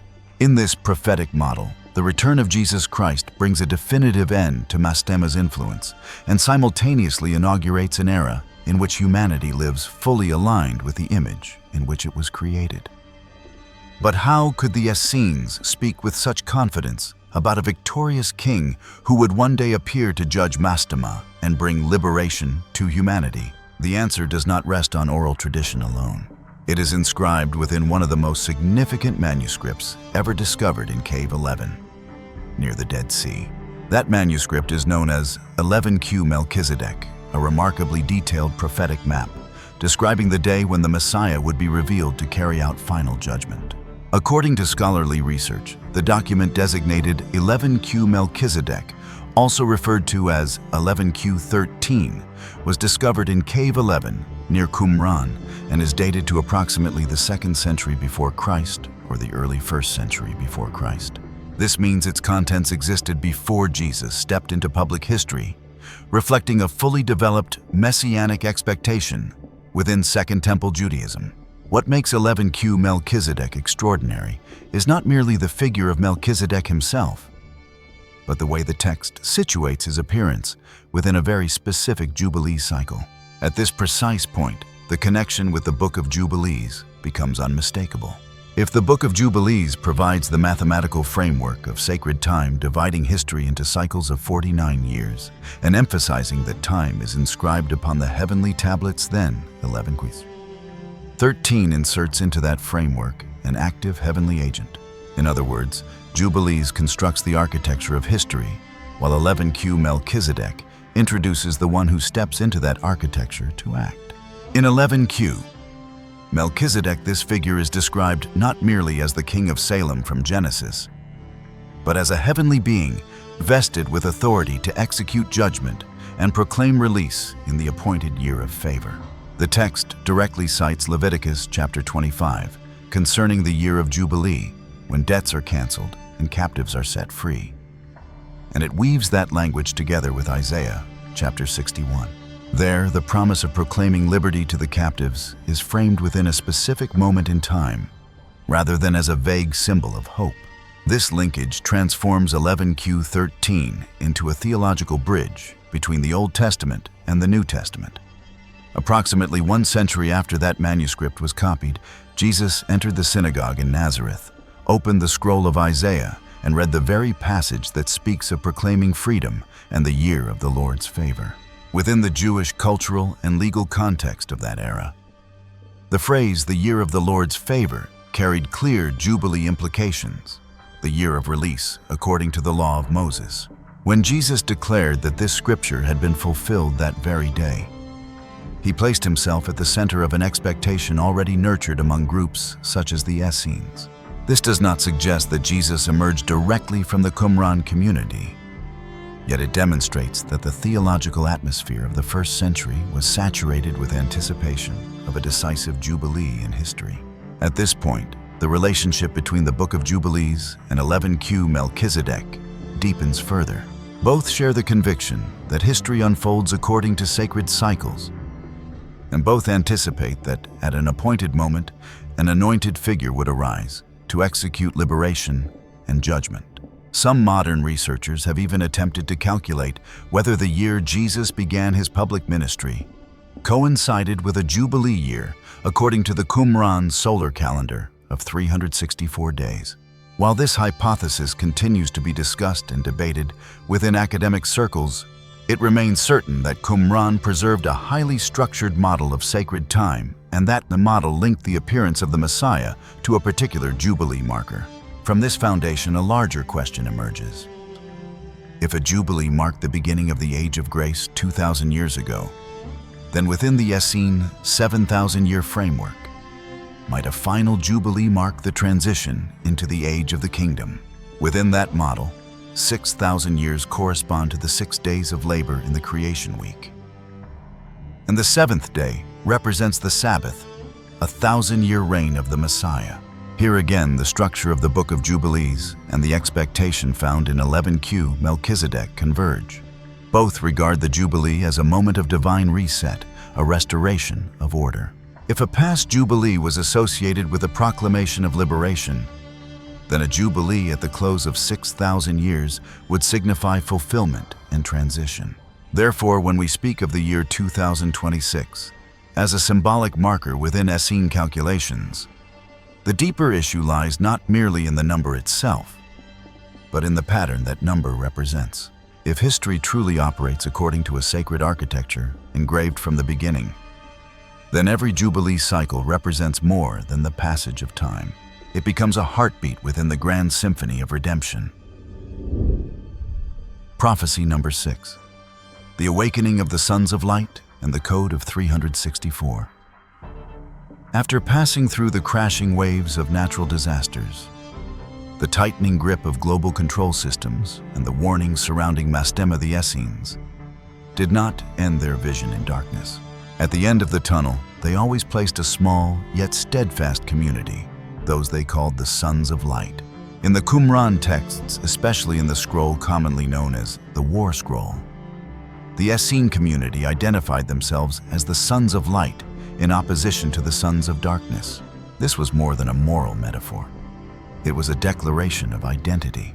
They believed history to be an extended confrontation between two orders, the order of truth and the order of deception. That battle would unfold not only on physical battlefields, but within the human mind, in the way people think, choose, and live. In the War Scroll, they described a final conflict unfolding in stages in which the Sons of Light would be organized, trained, and refined. Yet their greatest weapons were not swords or shields. They emphasized inner discipline knowledge of divine law and faithfulness to the covenant. For them, victory began with internal alignment. It is precisely here that the Code of 364 emerges as a key. The Essenes followed a solar calendar of 364 days. This number was divided evenly into 4 quarters each, consisting of 91 days, and each quarter always began on the same day of the week. The result was a perfectly ordered structure, unshifting and symmetrical. To them, this precision reflected the order of the heavenly realm. They believed angels operated according to a fixed rhythm, and that the 364-day calendar mirrored that rhythm on Earth. This difference was not merely a mathematical dispute. It was a debate over who defines time itself. While religious authorities in Jerusalem followed a traditional lunar solar calendar, the Essenes believed that such a system introduced distortion into the observance of sacred festivals. In their understanding, when time drifts from the heavenly tablets, the human soul gradually drifts from its original alignment as well. Therefore, preserving the 364-day calendar meant more than defending a method of counting days. It meant safeguarding synchronization between heaven and earth. Within the prophetic model, we are exploring the Code of 364, symbolizes the ability to live in proper rhythm. When society is swept into the relentless speed of technology, constant news cycles, and artificial intelligence systems operating 24 hours a day, human beings easily lose their natural cadence. That loss produces sustained tension, leaving the mind more vulnerable to manipulation. The Essenes believed that a small community would awaken during the final phase of the 120th Jubilee Cycle. These individuals would not be recognized by political power or military strength. They would be recognized by clarity of mind and faithfulness to the covenant. They would learn to slow down, to remain inwardly steady amid a flood of information, and to place divine law above the pressure of the crowd. In the context, stretching from the year 2026 to the year 2075, a period described as the countdown years, the role of the sons of light becomes increasingly clear. They function as anchors. As financial systems fluctuate, as technology reshapes the workforce, and as geopolitical conflicts intensify, they maintain an inner center that does not sway. In symbolic language, the Code of 364 becomes an invitation to rediscover original rhythm, the rhythm of rest and labor, the rhythm of prayer and action, the rhythm of listening and speaking truth. The Essenes also believed that before entering the seventh day of history, their community would undergo purification. This purification would occur not only through external trials, but through inward choice. Those who remained faithful to divine order would stand firm. Those who chased temporary illusions of power would be drawn into the spiral of chaos. For this reason, this prophecy does not merely speak about major events on the world stage. It speaks about personal preparation. When you sense an inner pull towards stillness, when you recognize the turbulence of the age, and long for a deeper order in Essene language, that is a sign of awakening. The coming 50 years within this framework carry the meaning of a training ground. Every upheaval becomes a test of loyalty to truth. Every crisis becomes an opportunity to discern which rhythm you resonate with. And when the sons of light are shaped through trial, they form the community prepared for the seventh day, the era in which order is fully restored. The scrolls that lay silent in caves for more than 2,000 years are more than archaeological artifacts. They are reminders that within every cycle of turmoil, a small community preserves the heartbeat of heaven. The year 2026 therefore stands as a threshold. Not a threshold of panic, but a threshold of choice. Will you merge into the frantic rhythm of impersonal systems? Or will you relearn the original cadence inscribed from the beginning? In the Essene vision, when enough individuals awaken and live according to the code, the drama of Mastema gradually loses its power. When humanity reconnects with the creator, artificial structures reveal their limits. And so prophecy number 6 does not end with thunder, but with a gentle yet powerful invitation. Become a son of light in your daily life, so that when the seventh day draws near, you are ready to step into the great rest of history. When the Messiah steps into reality, every artificial intelligence will bow before eternal wisdom. The castles built upon arrogance will collapse like sand before the tide, making way for a restoration humanity has longed for across thousands of years. But after the storm, what will remain?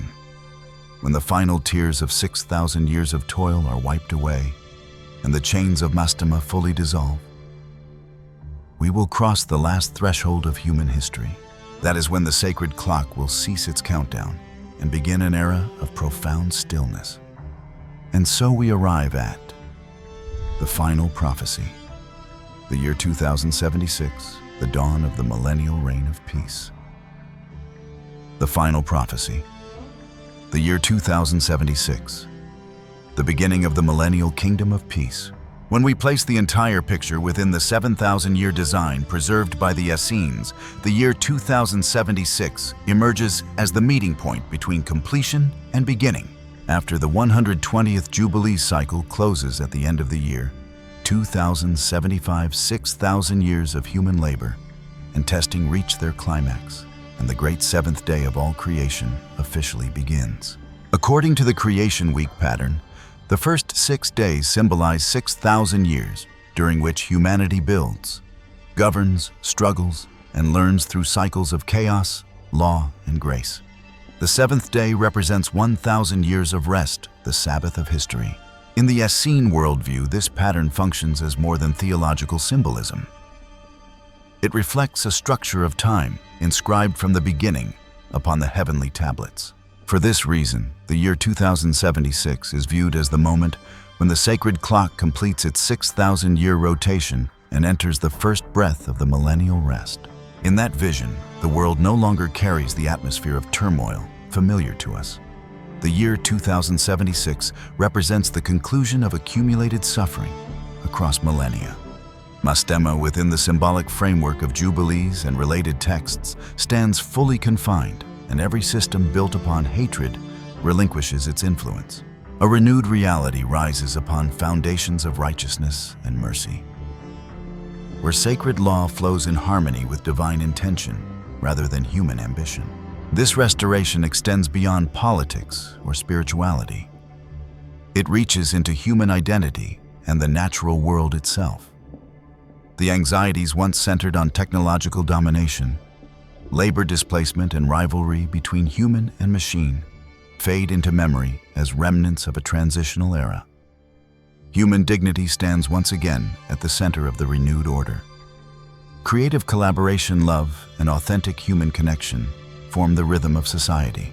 In the symbolic language of the Essenes, the calendar of light, 364 days represents perfect synchronization between heaven and earth. When order is restored, the pulse of the earth resonates with the will of heaven. The image conveys complete harmony, agriculture flourishing in balanced ecosystems, renewed, and humanity living with profound awareness of its place within the greater design of creation. All of this connects directly to the return of Jesus in the role of the victorious king. His return marks the boundary between two epochs. 6,000 years of human self-direction unfold through waves of conflict, while the following 1,000 years reflect the direct reign of the Messiah in justice and peace. The millennium becomes the Sabbath of the earth, a sacred rest after the long journey of testing. To understand why the year 2076 is viewed as the destination, we must revisit the Essene method of calculating time through Jubilee cycles. Each Jubilee spans 50 years. 120 such cycles equals 6,000 years. When the final Jubilee begins in the year 2026 and concludes at the end of the year 2075, the following year opens the seventh millennium within the 7,000-year framework. Within this perspective, the period from the year 2026 to the year 2075 serves as a transitional passage. It represents a season of purification and realignment. When that cycle completes, the year 2076 symbolizes the official establishment of the Age of the Kingdom. This age fulfills prophetic visions found in Isaiah, Daniel, and Revelation. The Messiah reigns in righteousness, and renewed order radiates outward from its center to all nations. The image of Eden restored functions as a symbol of harmony among humanity, nature, and the Creator. At the same time, when speaking of the year 2076, the essential focus rests on recognizing the pattern rather than fixing a specific calendar date. Scripture affirms that the precise day and hour remain within the knowledge of the Father alone. Thus, the Essene framework serves as a prophetic model, a structure that helps believers discern seasons and times. Just as a farmer studies the sky to understand the coming weather, the study of sacred time cycles cultivates awareness of history's rhythm. The purpose of the model lies in readiness and inner preparation. Within that light, the year 2026 becomes a threshold of hope. The upheavals resemble birth pains, preparing for renewal. And the year 2076, in this prophetic portrait, represents the dawn of an era where justice, peace, and harmony reach fulfillment. The return of Jesus and the establishment of his kingdom at that appointed moment bring closure to the authority of darkness and open a journey in which humanity lives fully within the image for which it was created. In that vision, history culminates not in annihilation, but in completion, a great Sabbath for all creation. Therefore, when we look toward the year 2076, within this structure, we do not see a cold number. We see a pattern of hope. After the long passage of 6 days of labor, the seventh day awaits a kingdom of peace, restoration, and abundant life. As we close this entire journey through the 7,000-year design, through the cycles of Jubilee, through Mastema the Watchers, the upheavals of history, and the vision of the millennium, we return to the very book that opened all these layers of meaning, the Book of Jubilees. The Book of Jubilees, also known as Little Genesis, is not included in the biblical canon of most Christian traditions. Yet it was treasured by the Essene community at Qumran as a sacred interpretation of Genesis and Exodus. The book retells history from Adam to Moses according to a structure of 49-year cycles and 50-year jubilees, emphasizing that time does not drift randomly, but is measured according to heavenly order. Jubilees expands on many details about the patriarchs, the origin of sin, the fall of the Watchers, and the role of Mastema. At the same time, it strongly emphasizes the observance of the law, the Sabbath, and the 364-day solar calendar as a symbol of synchronization between heaven and earth. For the Essenes, this was a sacred map of history. For Christians today, however, the essential question is not how fascinating or mysterious Jubilees may be, but rather, where does it stand in relation to Scripture? In historic Christian faith, ultimate authority rests in the canon of Scripture. Books such as Genesis, Isaiah, Daniel, the Gospels, and Revelation form the foundation of divine revelation. The Book of Jubilees is not included in the canon of most churches, with the exception of the Ethiopian Orthodox tradition. This means it is not regarded as revelation on the same level as Scripture. So should a believer read Jubilees? The answer depends on one's purpose and spiritual foundation. If someone reads Jubilees as a Second Temple Jewish text, as a window into the intellectual and theological world of Qumran and the Essenes, and into the cultural atmosphere into which Jesus entered, then the book holds meaningful, historical, and academic value.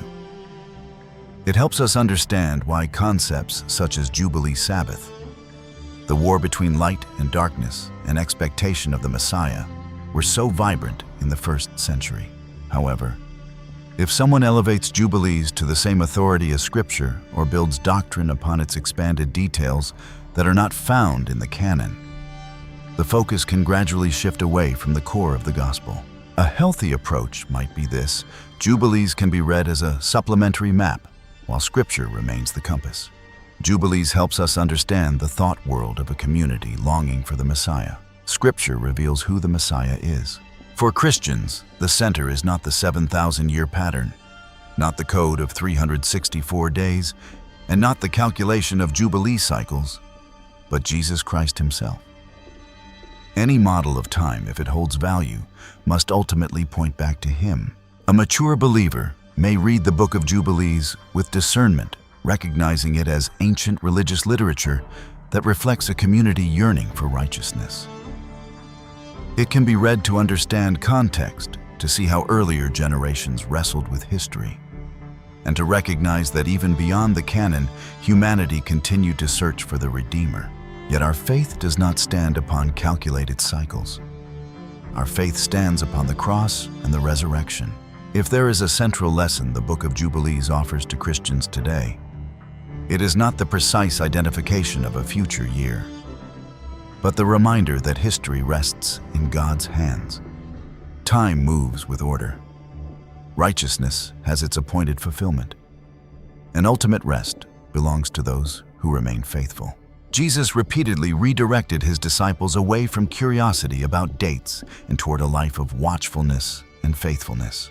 When they asked about the restoration of the kingdom, he taught that the times and seasons belonged to the Father's authority, and that their calling was to receive power and bear witness. His teaching placed emphasis on mission and character rather than on chronology. In the Sermon on the Mount, he called his followers to seek first the kingdom of God and his righteousness. The kingdom was not presented as a distant abstraction, but as a present reality beginning in surrendered hearts. When believers prioritize the kingdom, time becomes a guided journey rather than a source of anxiety. In the parable of the 10 virgins, Jesus emphasized readiness. The difference was not precise knowledge of the bridegroom's arrival, but whether their lamps were prepared. The message aligns with every prophetic framework. The decisive factor lies in the condition of the heart. In the parable of the talents, he taught that each person is entrusted with responsibility during the waiting period. Faithfulness in small things reflects readiness for the greater kingdom. History continues forward, and each present day carries the weight of preparation. When speaking of end-time upheavals, Jesus acknowledged that hearts can tremble at wars, plagues, and turmoil. Yet he encouraged his followers to lift up their heads, for redemption draws near. His words cultivate hope rather than panic. On the night before his crucifixion, he offered a profound promise. "I go to prepare a place for you." That promise rises above every timeline. Whatever era we inhabit, the ultimate destination is communion with him. Therefore, when reflecting on the Book of Jubilees, on the 7,000-year structure, or on symbolic chronological markers, Christians are called back to the core teachings of Jesus: live righteously, love others, keep a pure heart, remain watchful, and stay faithful. Time may unfold in cycles, yet the meaning of time is shaped by how we live each day. And if history truly moves toward a great seventh day, then every act of love, every forgiveness, and every faithful choice today becomes a step closer to the rest God has promised. In that light, prophecy ceases to be a map of fear and becomes an invitation to walk more deeply with the one who holds time itself. So instead of asking, "Should I read this forbidden book?" perhaps the deeper question is, with what posture do I read? If you read with a firm foundation in Scripture, with discernment and humility, Jubilees may broaden your historical understanding. If you read from restless curiosity, without grounding any text, can shift your focus away from the center. In the end, whether Jubilees or any other ancient scroll, the destination remains the seventh day, not as a calculation, but as a promise. And for Christians, that promise is sealed in the Messiah himself. The night has grown late, and together we have traveled through the deepest layers of time, from the shadowed caves of Qumran to the turbulent threshold of the year 2026. If at this moment your soul feels stirred by these prophecies, take a slow, steady breath and release every trace of anxiety. Because within the so-called forbidden pages of Jubilees and within the ancient lines of 11Q Melchizedek, there rests a message greater than fear. You are never alone in the current of destiny. Allow me to offer you a prayer, a blessing, drawn from the ancient codes of light for those who remain awake at the turning of the cosmic year. May the one who holds the key to the 120 cycles of Jubilee guard your mind in perfect peace amid the turbulence of this world. While the world beyond your walls burns with fire and floods with uncertainty, may there be within you a quiet river that flows undisturbed. When mindless intelligences proclaim their dominance over human dignity, may the sacred breath within you shine even brighter. Release every concern over lost positions. Release every tremor of fear before unseen forces. For once you recognize the script of Mastema, his influence loses its hold over you. You are a precious soul, a living being whose heartbeat connects directly to heaven, something no algorithm can replicate and no fallen power can steal. The year 2026 stands before us not as a void of destruction, but as a compass pointing home. For those who awaken, it becomes the year we learn to let go of what is counterfeit and embrace what is eternal. Now allow your eyes to close. Let the numbers, the prophecies, and the questions about tomorrow dissolve into stillness. Picture the great seventh day of the year 2076, a landscape of green pastures and light that never fades. That is where you belong. That is the destination of this 6,000-year journey. May you sleep peacefully under the protection of the victorious King. May his presence fill this room, watch over your dreams, and awaken you tomorrow with renewed strength and a restored spirit. You are safe, you are loved, and you are being guided through every step of time. Welcome to the Final Jubilee Cycle. Sleep well, O sons and daughters of the light.